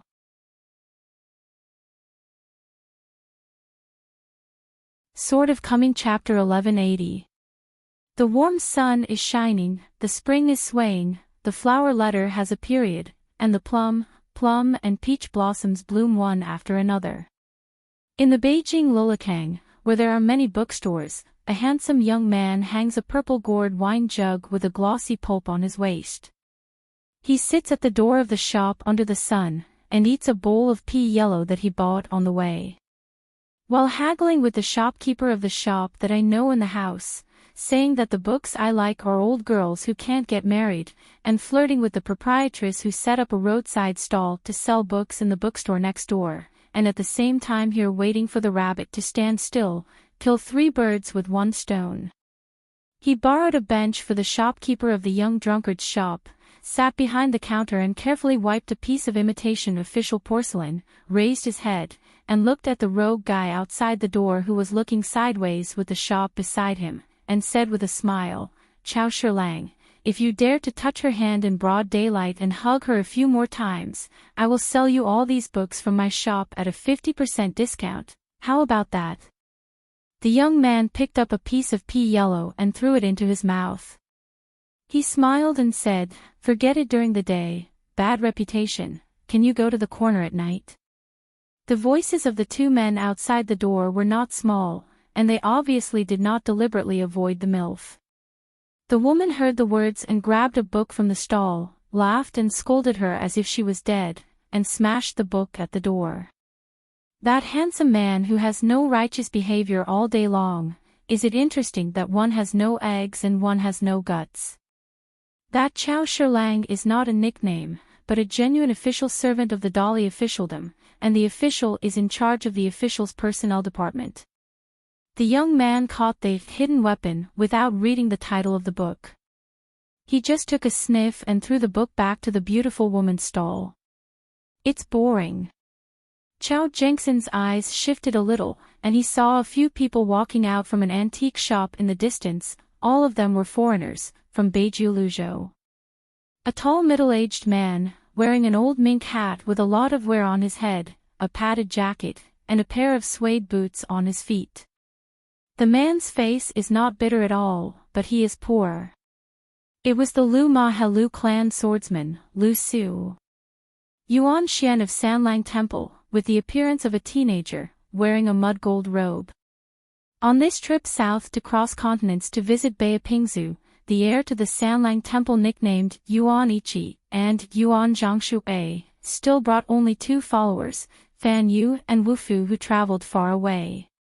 This female martial arts master had been to the Dali Suedu and Dadu battlefields and forgot to die. Therefore, there was a detailed record of the Dali rites. Fan Yu visited the mountains and rivers in Dali. After getting the customs clearance letter, if Fan Yu publicly reveals her identity, she must treat each other with courtesy. If she intends to travel in brocade clothes at night, she does not need to disturb her travels. The high-ranking gods in Dali always have such a gift list, which is convenient for viewing and entertaining guests at any time. Whether it is a mountain monk in a foreign country or a warrior in the rivers and lakes, as long as he has repaid the greatly with morality and righteousness on the battlefield, the court should treat him as a state scholar and treat him with courtesy. Yuan Jing Lao Jinshu, Lu Wuding, is different from Fan Yu, who is similar to a family son.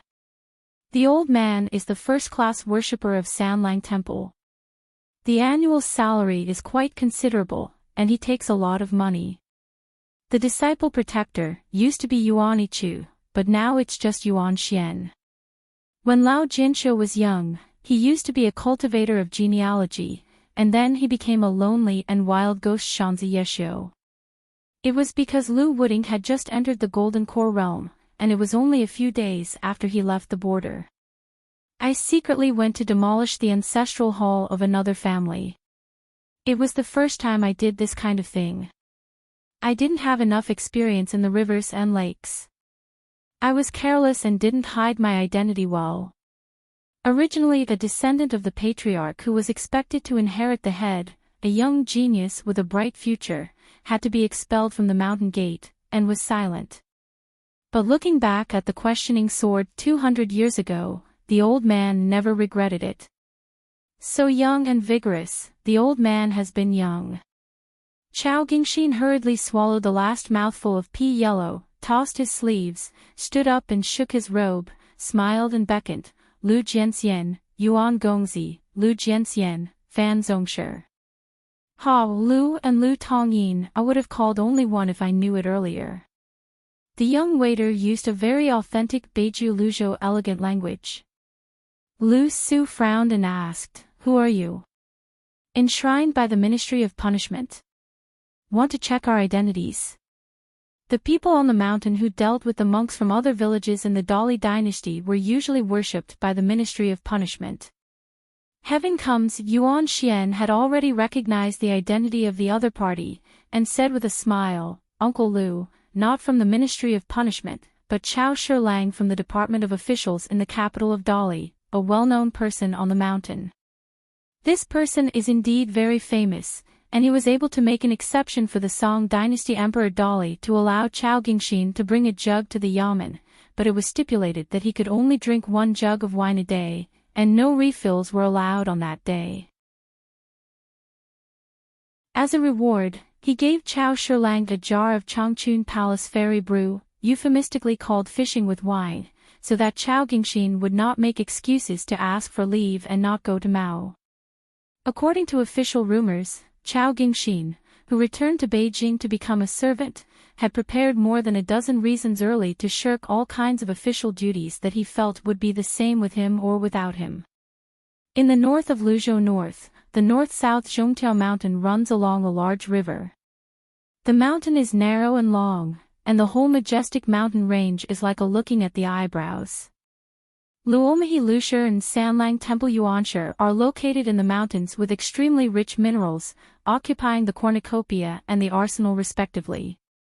Chao Gingxin gave Yuan Xian a thumbs up. Young man is very knowledgeable. Yuan Xian said with a smile, Chao Shilang, in fact, am not too young. Chao Gingxin nodded and said, then we are the same, tender-faced, and take advantage of it. Lu Su asked, from the Ministry of Officials. What are you asking us to do? Chao Gingxin smiled and said, actually, I wasn't looking for you, I was waiting for someone with you. I've been a neighbor with him for many years, but I've never seen him. Yuan Xian asked, could it be that Chen Shanju? Chao Gingxin smiled and said, young Master Yuan is really smart, you can guess right away. Yuan Xian slandered in his heart, whoever we are looking for, you will wait for, it is hard to guess. What's more, the Longquan County Kiln Supervision and Construction Office is not a neighbor to the Luopao Mountain. Lu Su said, what are you doing to see him? Actually, this question is a bit out of date. Chao Gingxin of the Ministry of Personnel did not care what Lu Su did when he came to Dolly, and of course Lu Su, the sword repairer, did not care who Chao Gingxin wanted to see. But it can be seen that the relationship between Lu Su and Chen Pingan is definitely not as ordinary as what he and Yuan Xian said. However, Chao Gingxin didn't look annoyed, patted the wine gourd on his waist, turned his head and smiled at the beautiful woman who set up a stall to dry books and asked, Manager Nangong, how do you say something? The woman said with a smile, one of Susie's famous articles is orderly. The woman said that I have had a bucket of wine in storage for a long time, so that my son needs it from time to time. Chao Gingxin smiled and said, I still need to introduce myself. My name is Chao Gingxin.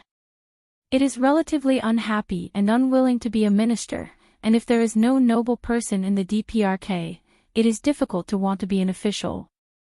Chao Gingxin turned his head and said with a smile, the Lord is here. Lu Su and Lu Wuding looked at each other.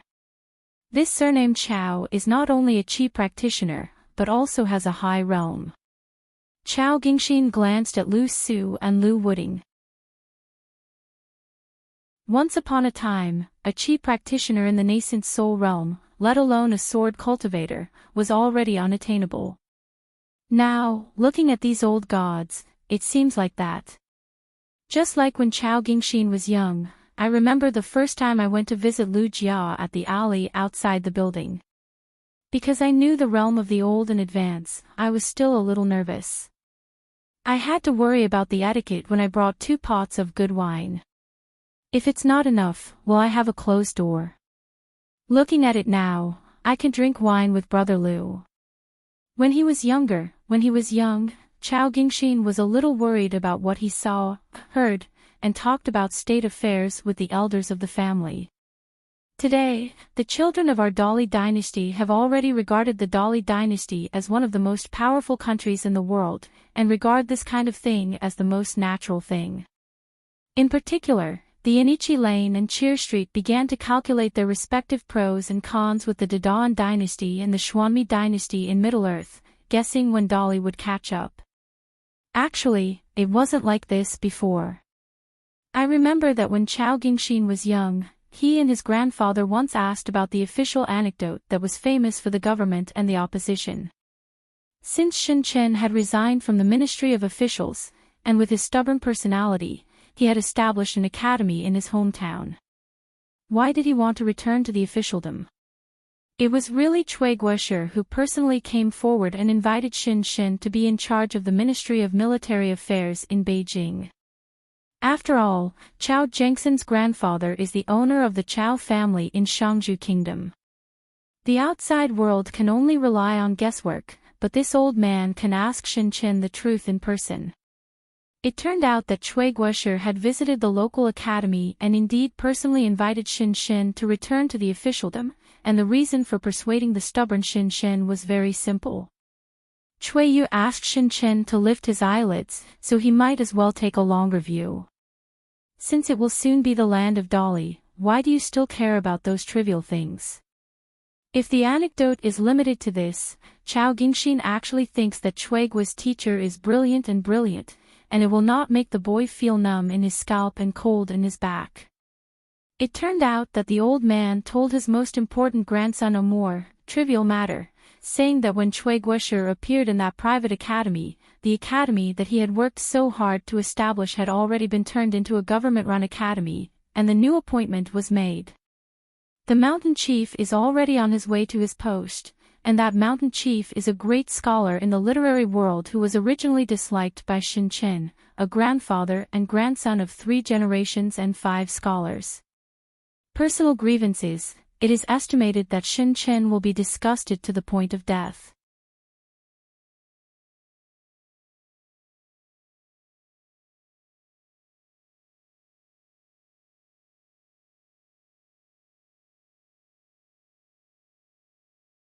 Cui Yu has given you one choice, and there is absolutely no second choice to choose from.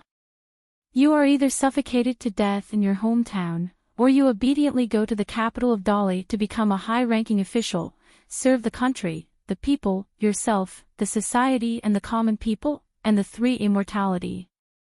Therefore, Chao Gingxin came to a conclusion very early that the smarter the person, the more afraid of Cui Guoshe. Chao Gingxin has been the kiln's supervisor for so many years. Does he really think that Chao Duzhao doesn't want to make a successful career? It is nothing more than that Chao Gingxin is smart enough to not dare to be smart. After leaving the Thousand Steps Gallery, Jiang Shengzhen said that he was going to Changchun Palace to do some private affairs. Xiago is still at the Fire Temple. Chen Pingan only brought Xiao Mo by his side, and came here to find Lu Su and his party.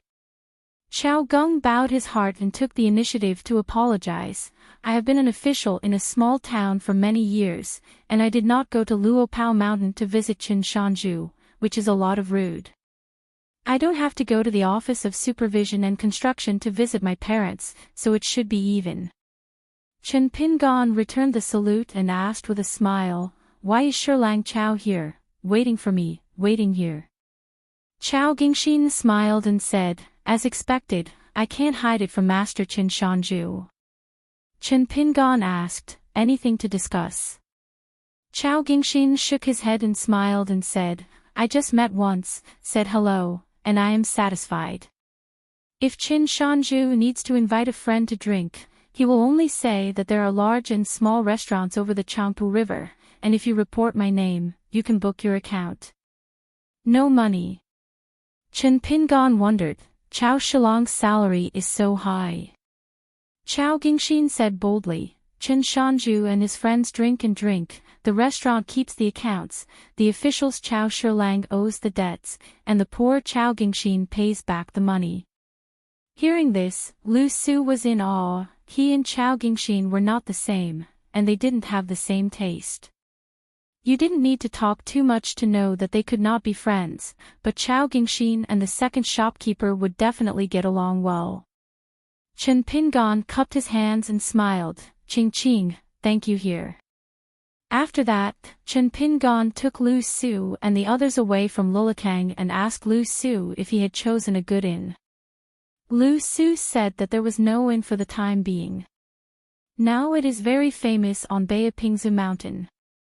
Of course Lu Su didn't care, anyway, Yuan Xian was the one who paid, and Yuan Xian naturally didn't care.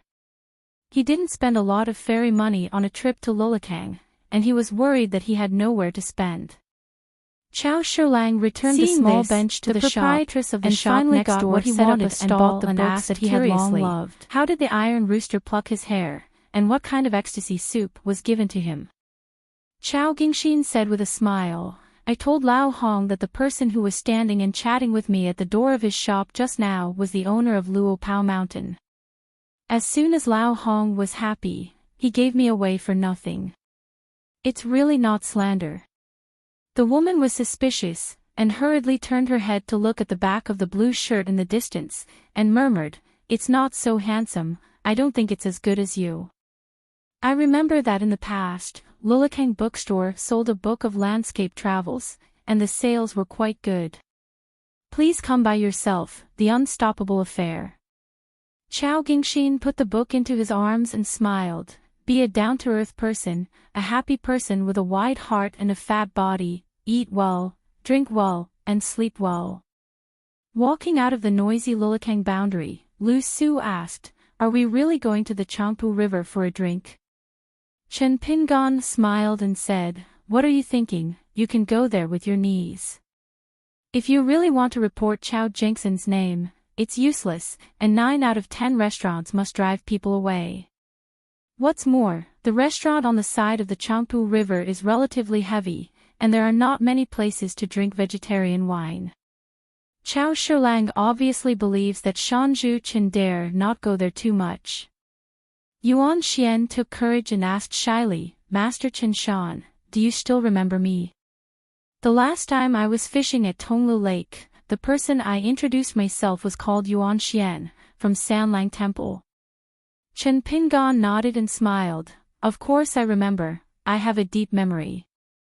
At that time, young Master Yuan was very young, and he was an old man. He was kind-hearted, but he was well-mannered." Yuan Xian suddenly looked bright and turned to look at the few people around him. "How about it? Or is it a polite word?" Lao Jianxiu pretended to be surprised. Fan Yu nodded lightly, and was very supportive. Lu Su was a little speechless. "How can you be sure? Isn't this still a polite word?" A little fool like Yuan Xian, when he arrives at the Great Wall of Sword Qi, no matter how much money he has in his pocket, it is useless. He is no better than Wei Jianxian of the Wind Snow Temple, and he will become a number on the account book of the second shopkeeper. The two sides met for the first time in the verdant lake in the Valley of Ghosts. According to the records in the Reassurance Collection, there is a local special product of clam fish, which is full of treasures. According to legends on the mountain, the most mysterious thing is that Qi practitioners eat this fish, and they can get rid of it. The entanglement of any nightmare in the world. The higher the cultivator's realm, the more dreamless he becomes. If the cultivator still has more dreams in the fairyland, it is natural that his practice has gone wrong. At that time, Chen Pingan went to Tonglu Lake to try his luck. It was best to catch fish, but it didn't matter if he couldn't. And the last time Yuan Xian traveled to the Valley of Ghosts, it was also by chance. But not as indifferent as Chen Pingan. Because of his great-aunt, Yuan Yizhu, she has been plagued by nightmares for 100 years, which has led to the delay in breaking the bottleneck of nascent soul. Although ordinary people can't see the slightest abnormality in her, Yuan Yichu is actually haggard. If someone skilled can see the truth, she is a skinny and tragic state. It's just that women love beauty, and she used a talisman method, but this is an illusion of self-deception, so within 100 years, she has only appeared a few times occasionally, even in the ancestral hall. The last time she appeared was when Lu Jinglong visited the Sanlang Temple, and Yuan Yiju would only be strong. Even if she didn't want him to see his inhuman face, she hoped to give him a few last glances. Since Gao Qing, the heroic spirit of the Ghost Valley, disappeared inexplicably and voluntarily abandoned a Jingwan city, this group of dragons in Headless Ghost Valley was no longer able to compete with the Mui Mountain, and the Pima Zone completely took over the entire small world. The Sanlang Temple has a good relationship with the Pima sect. Anyway, there is no more interference from Gao Qing. At that time, Zhu Quan, who had not yet stepped down as the suzerain, heard about this, so he simply came to a thorough drying up and fishing, letting the crowd. The monks used the water-moving method and used nets to catch fish. As a result, they caught a lot of the silver carp known as the Little Lake Scorpion. The meat was thicker, and it was not suitable for the eyes of the gluttons. The only valuable ones were only the 2 fish whiskers. After the silver carp survived for 100 years, can be used to make treasures such as demon binding ropes, immortal binding ropes, or whiskers. Among them are a few silver carp, which are huge and weigh more than 500 genes. However, compared with the unique clam fish in Tongla Lake, many large lakes in Beiju Luzhou have silver carp, and they can only be regarded as ordinary things. As for the buckwheat, a pair were also salvaged, but they were not old enough, so they were carefully brought back to the family by the Yuan cultivator. Yuan Yizhu glanced at the two buckwheat and said it was useless. Yuan Yizhu just kept the pair of swimming fish in the courtyard fish tank and teased them in his spare time. Yuan Xian's face was embarrassed. Master Qin, my trip to Aquarius Island is actually looking for you, to see the old site of Lizhu Cave, and then go to Luopao Mountain. Seeing Yuan Xian twitching and unable to let out a fart for a long time, Lu Su helped him and said, he has an elder with good cultivating aptitude in Sanlang Temple, called Yuan Yizhu, a female sword cultivator with excellent aptitude. About 100 years ago, she was in a secret realm ruins, and her Taoist heart was infiltrated by some kind of weirdness. After that, as long as she fell asleep or concentrated her energy, she would be disturbed by nightmares. It is difficult, so it has been stagnant in the nascent soul realm for too many years. Judging from the current situation, Yuan Yizhu's soul will become a muddy mess within a few years, and the immortals will be hard to save. Therefore, a long enough age is needed. As for this fish being able to expel the haunting nightmare, the rumors are true or false. In short, a dead horse is a living horse doctor. Chen Pingan asked in doubt, you didn't ask someone to help you? Yuan's reputation on the mountain is so good, it is reasonable to say that the pass of a cultivator of the nascent soul realm, please ask the cultivator of the ascension realm, and it will be enough to drop 10 times. Lu Su shook his head and said, Yuan Yizhu is after all a woman in a boudoir, and I guess she has something to hide, so she doesn't want to go to Pitafeng to find the real Huolong, and Sanlang Temple didn't say hello to the heavenly monarch of the Chongxian department.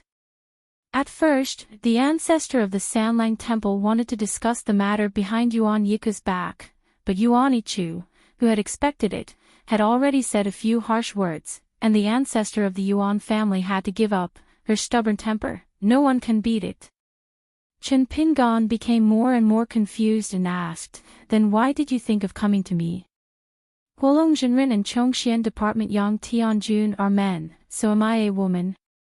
Although on the battlefield of the Great Wall of Sword Qi, the young hidden officer did pretend to be a female sword cultivator. Originally, it was very well hidden, but it was leaked out for some reason. If it is said that he was confused by strange nightmares and hurt his heart, Chen Pingan's first thought was that Lu Chen could help interpret the dream, and I believe that he would definitely be able to catch it. It is a pity that Master Lu has returned to the Qingming world at this moment. Then there is the student Cui Dongshan, who is very accomplished in the spirit of the soul. But if Yuan Yizhu didn't want to let the male Qi practitioners help, it would be very troublesome. Otherwise, Xiao Mo's spinning the cocoon is also a must. Lu Su said, that old man who proclaimed himself the great king of Heihe, used the old dragon cave as a dojo. It raised a pair of golden lobsters that were old enough to give his daughter a dowry. It was only in the old dragon cave that the old man was born. Yuan has been raised for 800 years, and it is estimated that they are the ancestors of the squid. It is rumored that you went to the Ghost Valley back then, and the old Yuan returned to the temple to practice. Sanlang Temple, the ancestor of the Yuan family, went there personally, and only after asking, did he find out that even a piece of celadone water that was used as a fish tank was stolen, along with the clam fish, and Lao Yuan could not do anything about it. As for the Xiao Yuan, whose name is Fu Hai Yuan Jun, and a very cherished carved mother copper coin in the Laolong cave, they mysteriously disappeared at the same time, and their whereabouts are still unknown. Lao Yuan also prayed to Yuan Laozu to help find it. The whereabouts of its daughter. This is the dowry that Lao Yuan gave her, so she won't be a thief. If it is said that she eloped with someone, then Xiao Yuan has formed the appearance of a queen, and she is also a first-class hero. Now, I want to know each other. Hearing this, Chen Pingan knew it, and his face was a little embarrassed. Chen Shanju, who is upright and beautiful, has a few things that he is reluctant to mention.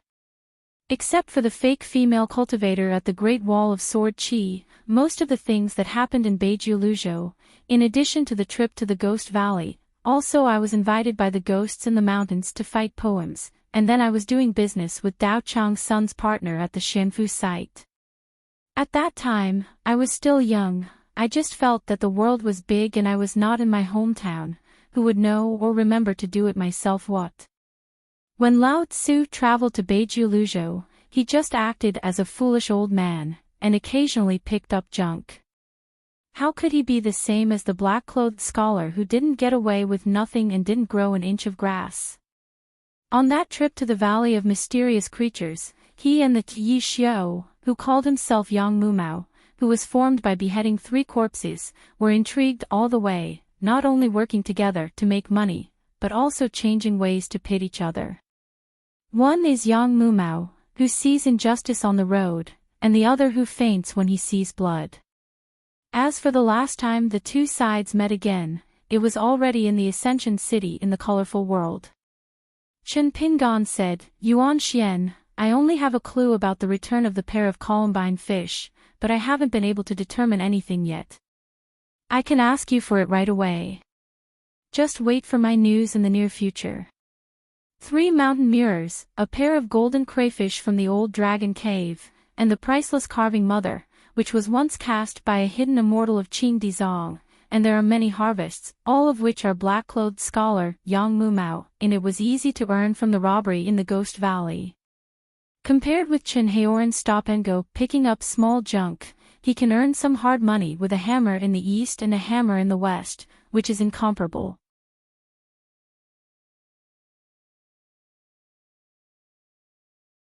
Although Chen Pingon still doesn't know the whereabouts of the little turtle and a pair of cockles, he guesses that it is doomed to be inseparable from the Yunshao Palace.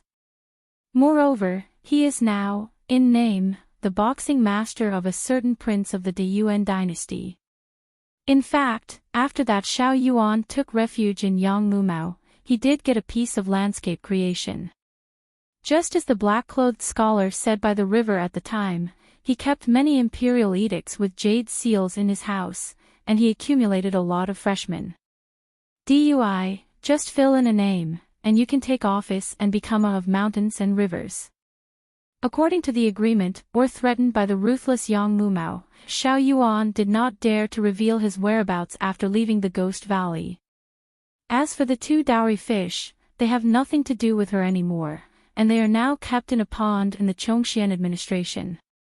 How many world affairs and people's hearts have gone around in a circle, but they are still in place. Yuan Xian bowed his hands and thanked him. On the way here, Uncle Lu said that the second shopkeeper will either not nod, but as long as he nods, the matter is safe. Chen Pingon smiled and said that you don't have to be so outspoken, I am a regular customer of your Saburo temple. Yuan Xian curiously asked why he said this, and Chen Pingon took out Lu Jianxian and said that he asked him to help buy 2 pieces of Lingbao armor.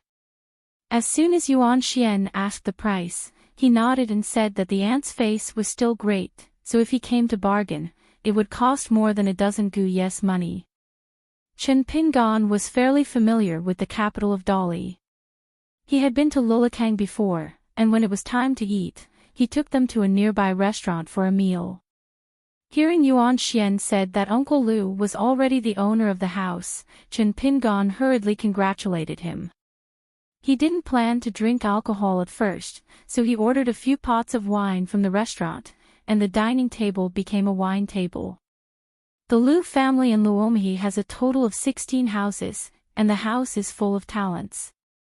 Moreover, unlike the general wealthy family, the Lu family is known in the whole continent for making a fortune and being diligent and thrifty. However, Lu Su was not willing to take over the family business, and was more willing to concentrate on practicing swordsmanship. When he was in the nascent Soul realm, he went to the Sword Chi Great Wall, saying that it was to break the bottleneck and enter the upper 5 realms. But the elders in Liu's ancestral hall, who do not frown or frown, not only are they afraid that Lu Su will not be able to get along there, but also that even if Lu Su is in the realm of Jade, one day North Luzhou will need to have an event. Island Sacrificial Sword. So after Lu Su returned to his hometown, grandfather saw the first sentence of this grandson, and it would be better if he was not the head of the house. I never thought about a certain family ancestral hall discussion, just using a cross-continental ferry, in exchange for a talented head of the family. Lu Su likes to drink, but he has always been slow, and when he rarely drinks happily, he never gets bored. This is true in my hometown, and it is also true in the Great Wall of Sword Chi. I am a rich man, why pretend to be outside? Beiju Luzhou has the largest number of sword cultivators, the most addicted to alcohol, and the best amount of alcohol. What are the taboos when it comes to the wine table, and the Sword Chi Great Wall itself calls Dong Sangyang and Chi Tingji by their first names. When you cultivate and follow the local customs, there is nothing you dare not say or cannot say. Yeo Mo was the second shopkeeper who had heard about Lu Zu's family background early on and knew that he was the young head of the Lu family in the Mule Horse River. In the words of those who are both drunkards and nurses, that is, a fat and strong fat pig is running around at the door of the second shopkeeper. So in the beginning, when the wine shop business was not so prosperous, I always thought of Lu Su as a rich and wealthy rich man, and asked him if he wanted to sit on the estate together. Chen Pingan got tired of entanglement, so he told Chen Pingan frankly that he went out and never had the habit of bringing money. After that, the second shopkeeper often invited him, instead of inviting him, to squat on the roadside drinking together. It seemed that he really regarded him as the kind of poor man who went back to inherit the family business and had spare money. Lu Su didn't lie, he didn't pay attention to everything except practicing swords. The family was worried that he was in a foreign land where he was unfamiliar, and swordsmanship always needed money from the gods, so they sent the money to Chun Bansai on Dianchuan Mountain every 3 weeks and 5, but Lu Su never went to withdraw the money, and later sent it directly. When he arrived at Sun Juyuan's mansion, Lu Su still pretended not to know, so Sun Juyuan greeted him and said that your family had saved money in the mansion, and Lu Su also said that he didn't need it, just keep saving it. Until the end, Lu Su had left the Great Wall of Sword Chi, and in Chunfan Zhai and Sun Juyuan's private residence, Lu Su did not take any immortal money. The reason why the wine shop went over to support it as soon as it opened, Lu Zu's original intention was to drink the taste of hometown wine there. As for the result, it's hard to say. There are 10 people in a gambling game, 8 nurses, and 1 is Chen Pingan, who is in the village. Only one of them is still complaining about his bad luck, and he will definitely make a lot of money next time. Now that the wine table is open for drinking, Fan Yu filled a large bowl of wine and offered toast to Master Chen Shanju, and she drank it all in one go. It turned out that she was rescued once by Jing Qian when she broke through the battlefield of Dadu in Aquarius Island. To be precise, Fan Yu was grabbed by Jing Qian's shoulder and fell directly out of the murderous encirclement. Fan Yu later learned that the martial arts senior nicknamed Jing Qingming was actually the founding disciple of Qin Shanju, whose real name was Pei Qian. As a teacher and a master, Chen Pingan likes to hear this from others the most now. When he was full, Lu Wooding spoke the least, but drank the most. Lao Jianxiu was so drunk that he staggered without anyone helping him. Yuan Xian knew that this was because Grandpa Lu had practiced swords in his life, but he had never been to the Great Wall of Sword Chi. Therefore, there are bowls of wine on the table today, and the old man drank it, all drinking the guilt that poured into the bowl of wine from his heart. His face flushed red after drinking, not only because of his incompetent drinking power, but also in the face of this young man from the Great Wall of Sword Chi, who was also the last hidden official of a foreigner. The old man was guilty and blushed. There are so many things in the world, the power of alcohol is not hesitant, it is difficult, and this body cannot help itself. Earlier at the wine table, the old man said that he wanted to toast Chen Yingguan with a toast. After that, the old man drank by himself and became more and more silent. Lu Su raised his elbow and tapped Chen Pingan beside him lightly. motioning Yu to comfort Lao Lu with a few words. The second shopkeeper, you are the best at this, see if you can help him untie his knot. Back then, in that small wine shop, the second shopkeeper came here with his mouth open, and he never made drafts for bragging. A crowd of people squatting and drinking on the street liked to listen to the second shopkeeper's story without spending any money. Chen Pingon shook his head. Why put salt on Lao Jiangxi's wound? Besides, if you haven't been to the Great Wall of Sword Qi, you haven't been there. I don't care about the sky or the ground, and I don't care what your reasons and difficulties are. Therefore, at the previous wine table, you have to tell Shanju Qin, or simply call Chen Pingon by name. It doesn't matter. Toast, I am a junior on the mountain, I will definitely drink it, and I will definitely pay my respects to my senior. Bowl. But since you Lu Wooding used the title of a hidden official, you are also a sword cultivator from Luzhou in Beiju. I'm sorry, I'm not familiar with you. Lu Su said in a heartfelt voice, do you know Mirage? Several Qi practitioners followed me to the liquor store to drink.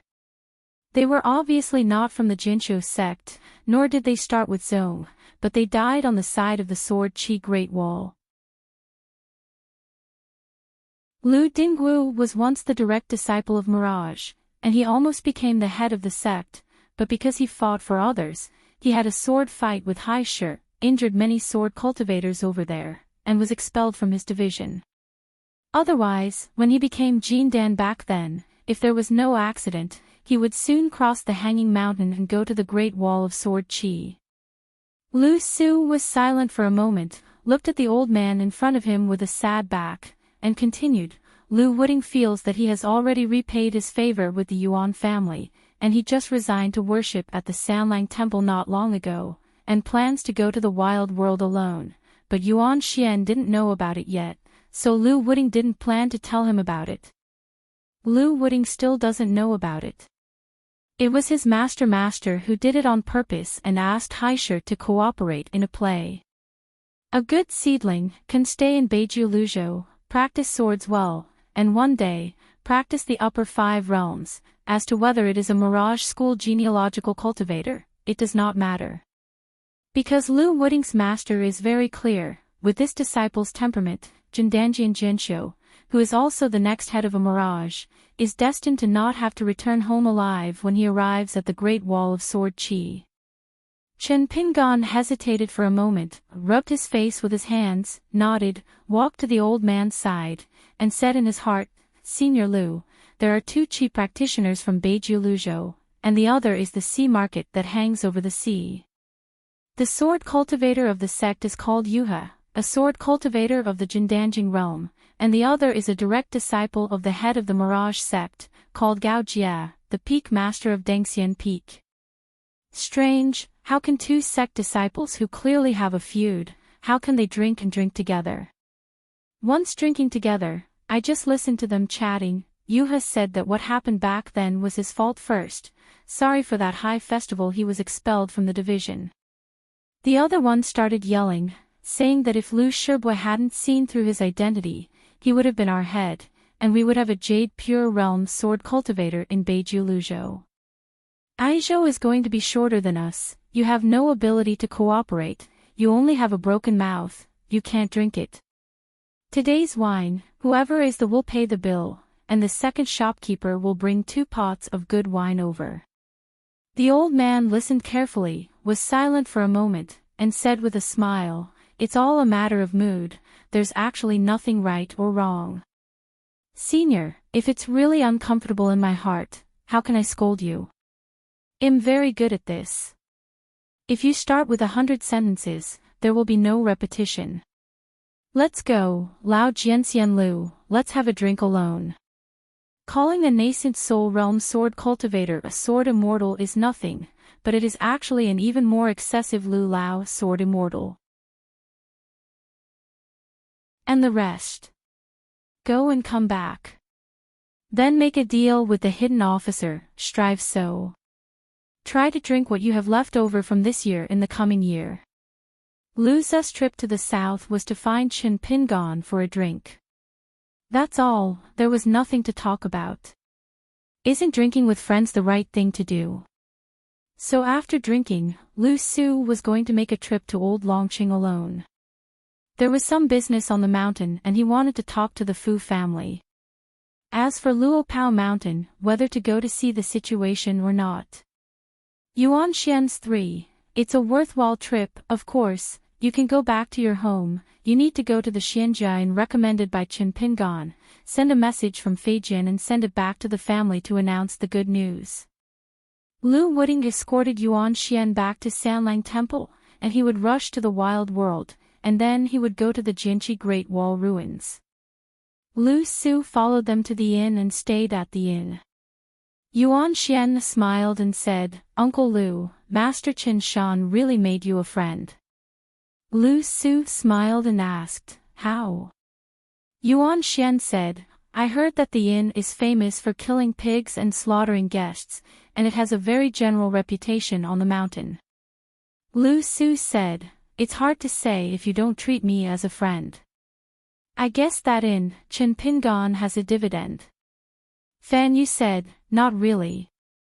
Lu Su said, "I don't think so, that's because you are not familiar with Qin Pingan." Fan Yu became more and more strange. If so, how could you two become such good friends? It's not like one of them likes to be in business, and one who thinks more money likes to be taken advantage of. Lu Su said indifferently, "My generation of sword cultivators, what is money?" A Xianjia ferry was on its way back to the north. Suddenly there were monks who claimed to be worshipped by the Dali Punishment Department. They found a few of them and asked Bai Deng to go to the Dali capital immediately, saying that the Beijing Rites asked Bai Deng to discuss the Iron Talisman. Jiang Shueishan fills the gap. Bai Deng previously went out with the ghosting Lu, and Jingha's direct disciple Gao Geng, and never thought that when he came back, he would be the Tifu River water god. Gao Geng and Yinlu both congratulated Bai Deng, and the Dali Rites said it was a discussion, but in fact, there is something to discuss, isn't it obvious? I went out of Luopa Mountain before, the sky is high and the earth is wide, how do you feel? Carefree. A few of them, at least, have a great freedom of, "I don't want to drink today, I can stop drinking." Yupijing Jinqiu Bai Deng's Avenue Root Foot, belongs to Jialong, was born in the old emperor's family on the mountain in the past, and is one of the land dragon palaces in the ancient Shu. Although the large and small dragon palaces on the sea and land back then were as numerous as the hair of a cow, there were a lot of dragon children and dragon grandsons, and their descendants were very complicated, but not everyone could call them true dragons. On the mountain before, a few of them were inexplicably ordered once to go to a small vassal country south of Dadu. It was a trivial matter. Gao Geng was very familiar with the customs and officialdom of the world. There are also many crooked ideas and bad ideas. It is more than enough to be a dog-headed military strategist. Coupled with Bai Deng's sword cultivator status and Jade Pure Realm, one errand can be said to be flawless and beautiful. Originally, fellow Daoist Bai Deng was about to become a high-ranking deity in one continent, so he should have a drink to congratulate him. There were several kinds of immortal brews on the ferry, but the three of them had a tacit understanding not to mention this. Gathering in Bai Deng's house, Gao Geng said in a heartfelt voice, "Brother Bai is the only thing that is not good for this Iron Talisman River god, that is, he is deeply involved with the country of the Song dynasty." Yinlu smiled and said, "This kind of great bargain, which is once in a lifetime, will be caught first. As for the luck of the Song family, we will talk about it later." Gao Geng said, "Unless." Yinlu also laughed and said the word "unless," and the two sides smiled at each other. Unless that Qin Shanju, when the great lead national teacher. Of course, Bai Deng needs to follow a sacred way, if he wants to successfully get the seal of the Dali court and become an orthodox mountain and water deity in one place. It's just like what Xiao Duanjin, Minister of Rites, asked when discussing matters in the imperial study before, whether there will be any accident for Bai Deng to become the water god. Instead of asking, what is the probability of success, you will know that Biden's road to becoming a god is very smooth as long as there are no major accidents. This is the innate advantage of the gods who belong to Jiaolong. Reborn, shape the golden body, build temples, enjoy the incense of the world, and finally become a of the mountains and rivers. The human race is the most difficult and difficult to train. For Bai Deng, who saw the sun again, because he was drinking at the same table with someone, he had no idea at all and went to Baidi's city in the Middle-earth divine continent to jump into the Dragon Gate. The next best thing is to become the righteous of Jiangshui in the court of Dali. The first choice is the land of Dali Jingji, and the second choice is the land of Beiyue. The heavier the dragon, the better, and the rest are not considered.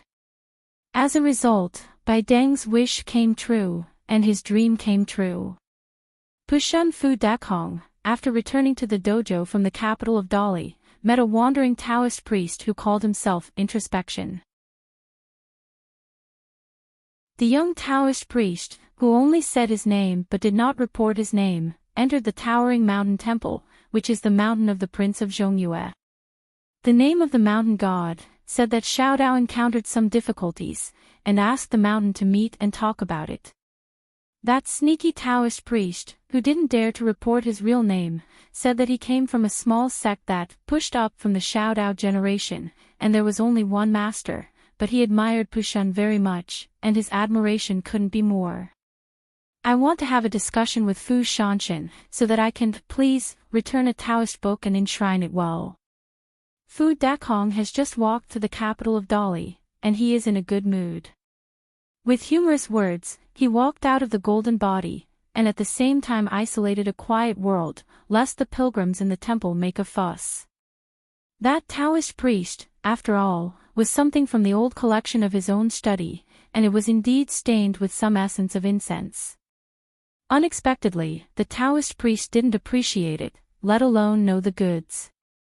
Just reading the title of the book, he began to complain that it was not a fairy book on the mountain, and it was not worth a lot of money.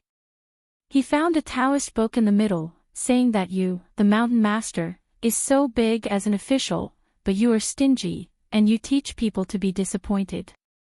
No matter how poor the small Taoist is, you know that you will come to the door with a generous gift. Cursing, young Taoist priests will take that he threw the book to Fu Dakong and left Pushun angrily, but with a bang, his head slammed into the incense-scented landscape restriction. Fu Dakong had to apologize to the Taoist priest with a smile and open the restriction. As for the Book of Taoism, which was a ritual exchange, Fu Dakong did not take over, but just let it hover in the air. After the Taoist priest came down the mountain, Fu Dakong waved his sleeves and moved the book to the warehouse dedicated to miscellaneous books. Unexpectedly, after a while, the immediate supervisor, Physician Jin Qing, appeared in the Pushun hall with a livid face, and asked Fu Dakong if he had taken the wrong medicine and wanted to rebel. Fu Dakong was confused and had no idea why Jin Shanjun asked his teacher so much. Jin Qing saw Fu Shanshan's stunned appearance, stomped his feet lightly, stepped on the blue bricks of the main hall, and tied the line with the mountain roots of Pushun. After a while, he became more and more with a dignified expression. He asked, "Do you know that just now, the air fortune of the entire Jizi mountain and the water transport of the Yongjiang River seem to have been led away by your Pushun?" Fu Dakong became more and more at a loss, shook his head and said, "Subordinates really don't know." Jin Qing asked, "You didn't notice anything weird?" Fu Dakong thought for a moment. Just now there was a Taoist priest from a foreign country who claimed to be called Introspection. He came here and asked me for a Taoist book to take back and enshrined. He thought the book I gave was not valuable, and instead gave me a Taoist book. There is no book title on the cover, only the inscription. I think about it. I regarded it as the kind of Taoist priest who made a name for himself. I wanted to come to my Pushun side, but out of love, I helped him write a few comments on the Taoist book. It's good to be famous on the mountain. Jin Qing said solemnly, "Where is the book?" Fu Dakong said, I just threw it into the warehouse. Jin Qing asked, Fu de Shan Shin, or I beg you, quickly bring that Taoist book over and let me have a look. Fu Dakong was a little embarrassed, and moved the Taoist book back to the main hall again. Jin Qing didn't even dare to open the book casually, he still hung it in the air and looked intently. The cover of this Taoist book of ordinary material had only self-examination. 2 characters, but the character, G, on the top seems to be written in gold ink, which is like a golden silk thread, and the character, save, at the bottom seems to be written in green ink. Jin Qing held her breath, put her fingers together, and stroked the words on the cover lightly, like a vulgar man suddenly touching hot coals. Jin Qing quickly retracted his fingers and shook his sleeves vigorously. The Zhongyue Shanjun sneered, sure enough this book is a joke. It's just that the entire Pushan realm, and even the Beiyue realm, has lost the figure of the Taoist priest. Jin Qing squinted again at the dull-faced Fu de Shanshan, and then put his gaze on the title of the book again, and said, Fu Dakong, try to open the book. Fu Dakong nodded and carefully stretched out his hand to open the book, but the Taoist book remained motionless. Even if Fu Dakong sat on a mountain and used his natal supernatural powers, he still couldn't open the book. Jin Qing suddenly smiled and said, What a Jiling wooden chicken, the other party deliberately teased him like this, it is you who admires him the most. The silk thread Ji is Ji, and the condensed water transport rights province, it is Jiling Yu. Fu Dakong, don't know where the Jiling wooden chicken first came from. Who knows? Then Fu Dashan Shin, tell it yourself, who gave you this Taoist book? Fu Dakong suddenly realized. Have you really seen Headmaster Liu? No wonder the other party didn't pay incense before. Headmaster Liu really wanted to pay 3 incense sticks to the golden statue in the main hall. Fu Dakong was afraid that the golden body would be bowed down to the other party. Why did Fu Dakong deliberately address Zhang Jiaolu by his first name when he was with Chen Guisher in the capital of Dali? Jin Qing said angrily, Hurry up, I don't have time to watch your jokes. Fu Dakong said in a low voice, I beg Shanjun to clear up your confusion. Jin Qing said with a smile, Hurry up and say a good word to this Taoist book. The other party must still be listening. Fu Dakong hurriedly took 3 steps back and bowed to the Taoist book. Pushan Fu Dakong, welcome the Taoist book to return to the mountain. Sure enough, this Taoist book fell into Fu Dichong's sleeve on its own. Jin Qing smiled and said, Teach people to be envious, look greedy. Fu Dakong smiled awkwardly. The Jinqing shrinking mountains and returning to the temple of the Zishan mountain, sure enough, the vision of heaven and earth in the Zhongyue Dijia has dissipated. Fu Dakong sighed with emotion, and the friendship between Headmaster Liu and Mr. Qin was really not very good. The mountain raised his sleeves vigorously. The Taoist book presented by Master Liu was really heavy. In the entire mountain hall, only the mountain Fu Dakong himself did not know. Behind the statue, there was actually a Taoist priest who had left and returned. He slowly moved forward with the crowded people. The young Taoist priest clenched his fists in front of him, while he swayed while walking, chanting words in his mouth, hoping that the mountain would bless the trail with everything going smoothly and safely.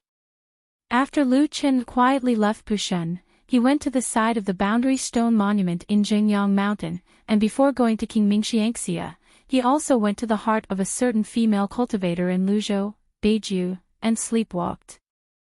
Lu Chen took the nightmare that was still in the realm of cultivation, and put it in his sleeve. Only then did he fly up to the sky and really return to Baiyujing. In Nanhua City, Lu Chen sat in the dojo, raised his arms, straightened the crown above his head with both hands, and took a deep breath. Lu Chen didn't even dare to separate out a piece of mind, or the kind of yin and spirit out of his body, but instead started a real journey against the current. In the middle of Tongya continent, Yulindu outside the capital of Yunyan country, on both sides of the ferry, there are high-rise buildings and wealthy private residences on one side, and on the other side are small restaurants that are not very good and cheap. As the night fell, the number of guests on the river bank gradually decreased, the restaurants closed one after another, and the opposite side became more and more brightly lit and full of traffic. A sword immortal in white and an old man in yellow sat opposite each other, ordered some special snacks, and ordered barley wine. The latter asked with a smile, "Are the rich people in the world all night owls?" Miyu, who rarely left the ferry, said with a smile, "I'm not from this side, and I don't have a lot of money in my pocket, otherwise I would invite fellow Daoist Nen to drink flower wine on the other side." Nen Daoist smiled and said, "What's the point of drinking flower wine? It's all about drinking money. I admire those poor scholars who went to Beijing to take the exam." "That's just lying." Miyu smiled. "Strange to say, I used to think about women when I was in my hometown, but when I got here, I didn't seem to have any ideas." "Is it really old? Or is it really like what Chef Zhu said? A book with simple language, smooth story, and occasionally a few punchlines, just like thunder on the ground. If there are too many pages and pages, they are all like flowers, but if you just pile them up blindly, it will be far inferior to the taste of a dish of pickles and porridge. Look at women, too." Miyu and Nen Daoist drank this wine until dawn. Of course, the owner of the restaurant was looking at money for the sake of money. After getting a few snow money, he went back to sleep. Anyway, even if the two guests were torn down the shop, it was not worth a cent of ferry money. During this period, Daoist Nen also went to the kitchen to be the cook for a time, and cooked a few dishes for Mi Dajiangxian. In the early morning of this day, Li Huai brought the fox charmer named Wei Taizhen with a power fence on his head to the mountain gate of Luopao Mountain. Because Li Huai wants to go to the wild world, he has already taken leave from Shania Academy, and the mountain chief has approved it. Mainly, I was thinking about the old blind man who didn't even know his surname or first name. Now he is still on the Shirwanda mountain. He is alone. It's quite uncomfortable. I want to go there to see the old man. So Li Huai was called by Chen Pingan to Luopao Mountain this time, just to say something in person. No matter who he is with or what his relationship is, as long as he is a close person, Li Huai will try to say goodbye to him when he separates from him.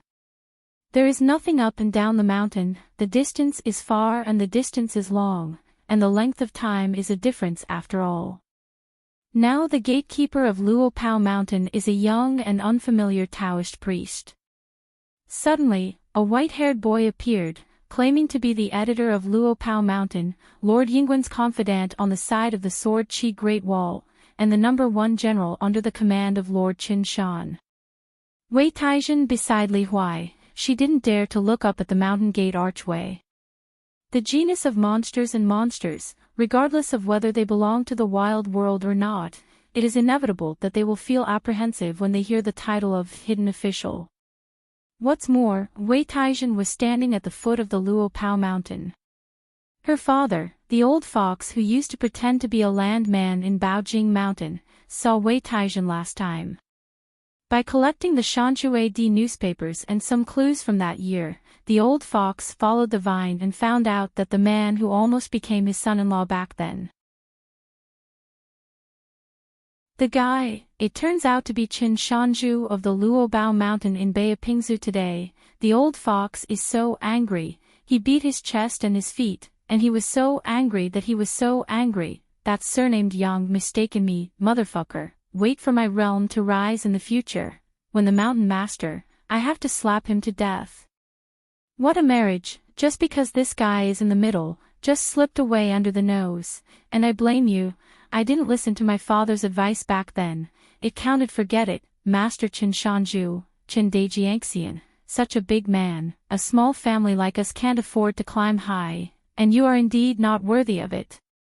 Oh, no, marriage between men and women is not necessarily so many talents and beauties, men and women, which one is the right match?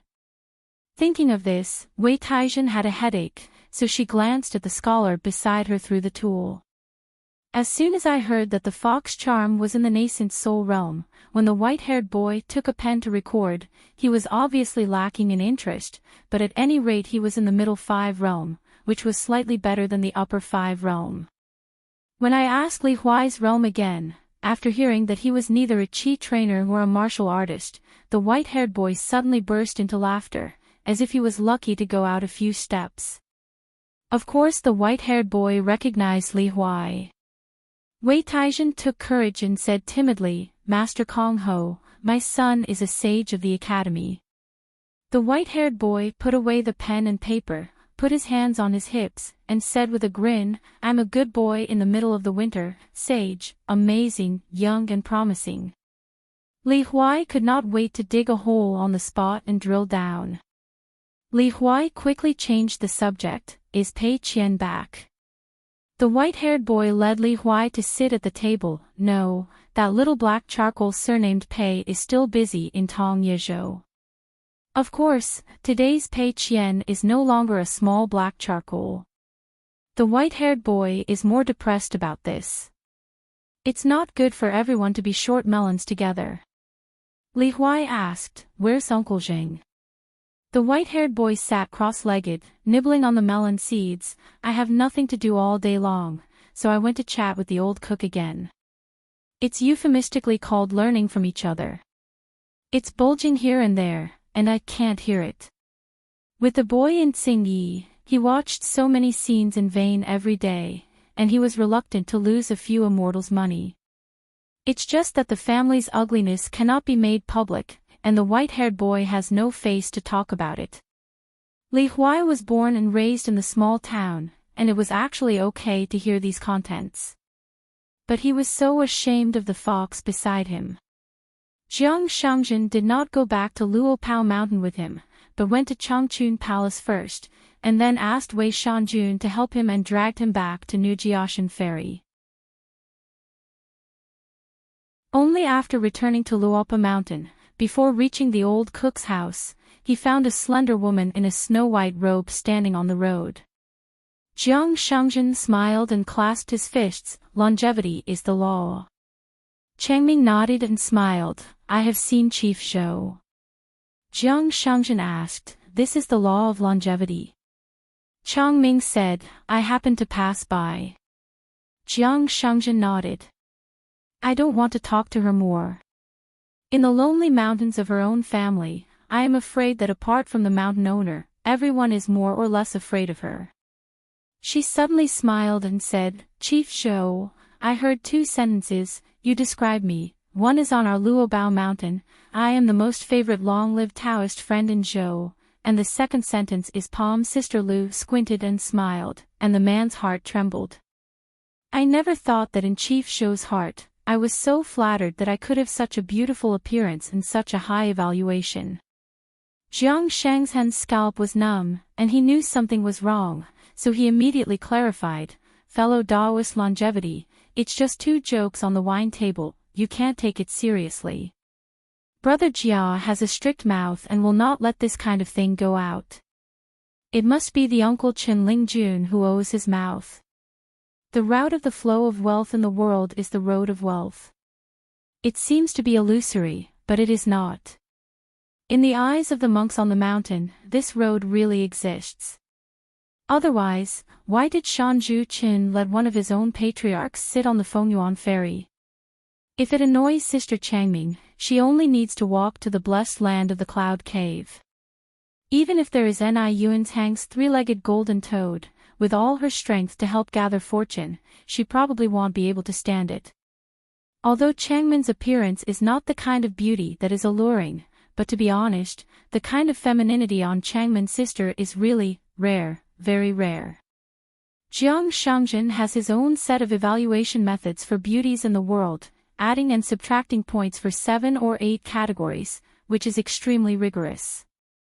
For 100 pennies, if you only talk about the beauty of a long-lived Taoist, you can probably have 80 pennies, but if you add her unique charms, it will be at least the level of 95 pennies.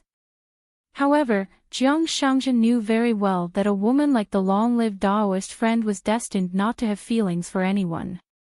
Luo Hua is intentional and ruthless, and the wishful thinking of all men in the world is today's green hills and sunset, which cannot be chased or kept. At this point, Jiang Shangjin had no choice but to use a trick to keep his dog's head. In his own Luoluo mountain, Jiang Shangjin actually used the means of isolating heaven and earth. Do you know if the mountain master knows one thing? Changmin nodded. I know that the young master has long known, but I have to pretend that I don't know in some way. The question and answer on both sides is very convoluted. This involves a very important, and can even be said to be the top 2 top-level secret affairs. View the world. Think of the lotus flower blessed land as a world with complete and orderly circulation of the avenues.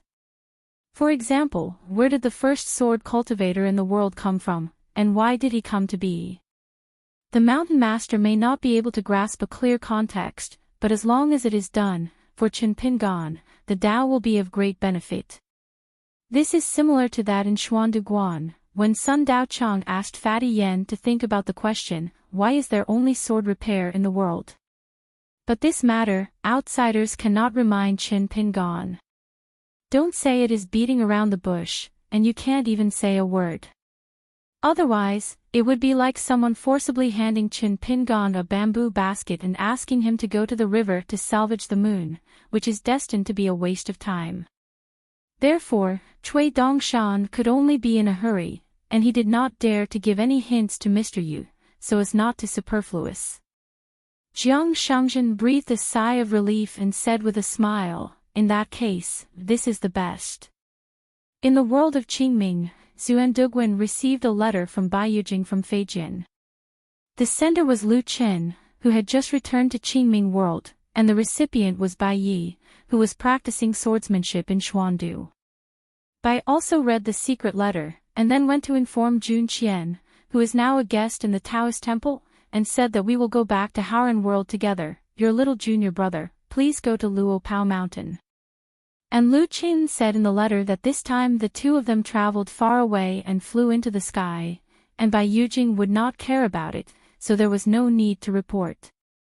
Lu Shirlu smiled and asked, Junior brother just told me to go, what are you doing? Bai Yujing has chased people away. Do you think it would be more troublesome for you to stay here? Bai Yi said, according to Lu Chen's explanation, it is an exchange with Haoran Tianxia. I will return to my hometown, and another Jianxiu named Xiaomao will come over here, and let the other party be a guest of Mingyue Haocai, so that I can talk to that spectator. Shi Shu reminisces about the old days. When I return to the Qingming world, that sword cultivator will return to the Haoran world. Bai Ye's sword practice is actually very simple, especially after he entered the Jade Purity realm. In fact, it didn't take long before he became an immortal. There have been countless poems handed down from generation to generation, among which there is a sentence, the immortal touches my top, and the hair grows. One day before, Bai Yi, who was watching the blue lotus flower in the half-pond, realized something. He just retreated for a while, and with a stick of incense, there was a vision of heaven and earth. Growth and not hair, the top floating fairy. After walking out of the room that was still closed, Bai was already a sword immortal.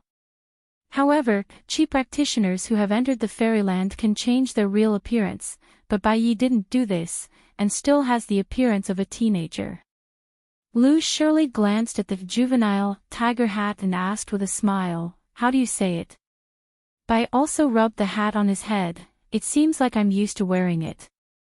Lu Shirlu said, it was agreed in advance that if you see my husband this time, you are not allowed to show my husband's face in front of me.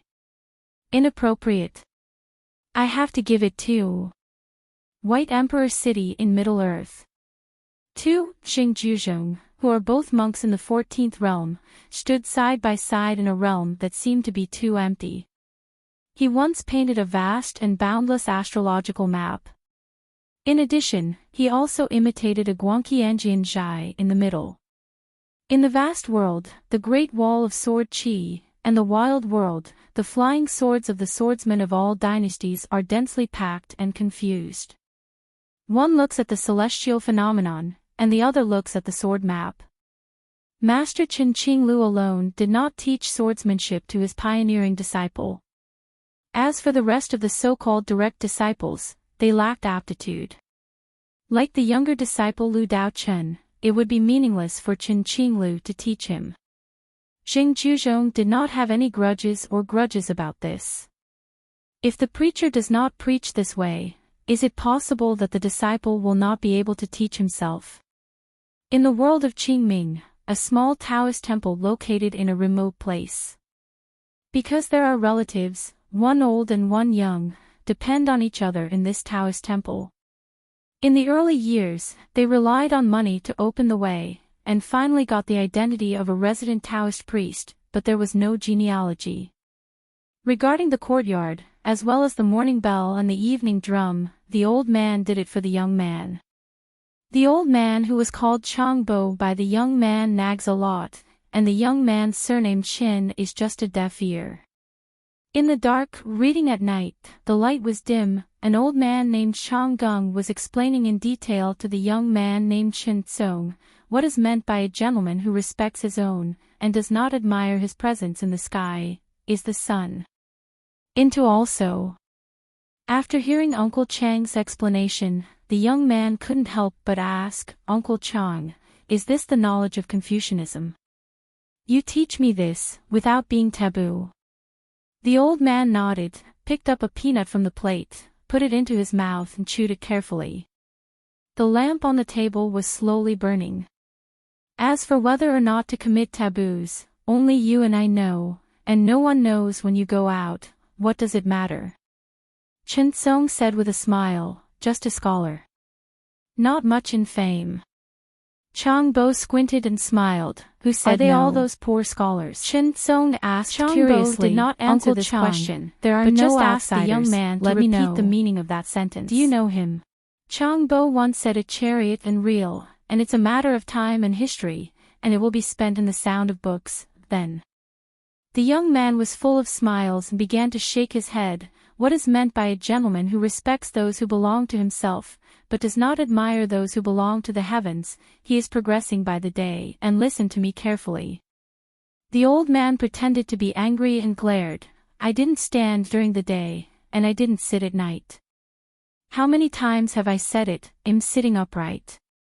The young man is not afraid of this Uncle Chang. In the eyes of the old man, every time he looks at himself, it is the kind of doting and gratification that his parents treat the younger generation, or the kind of younger generation who is very promising. Probably this is a day with nothing to do, relatives sitting idle, and the lights are lovely. You're tuning in to the Journey of the Soul YouTube channel. Don't forget to subscribe and join us on this journey to catch the most captivating stories.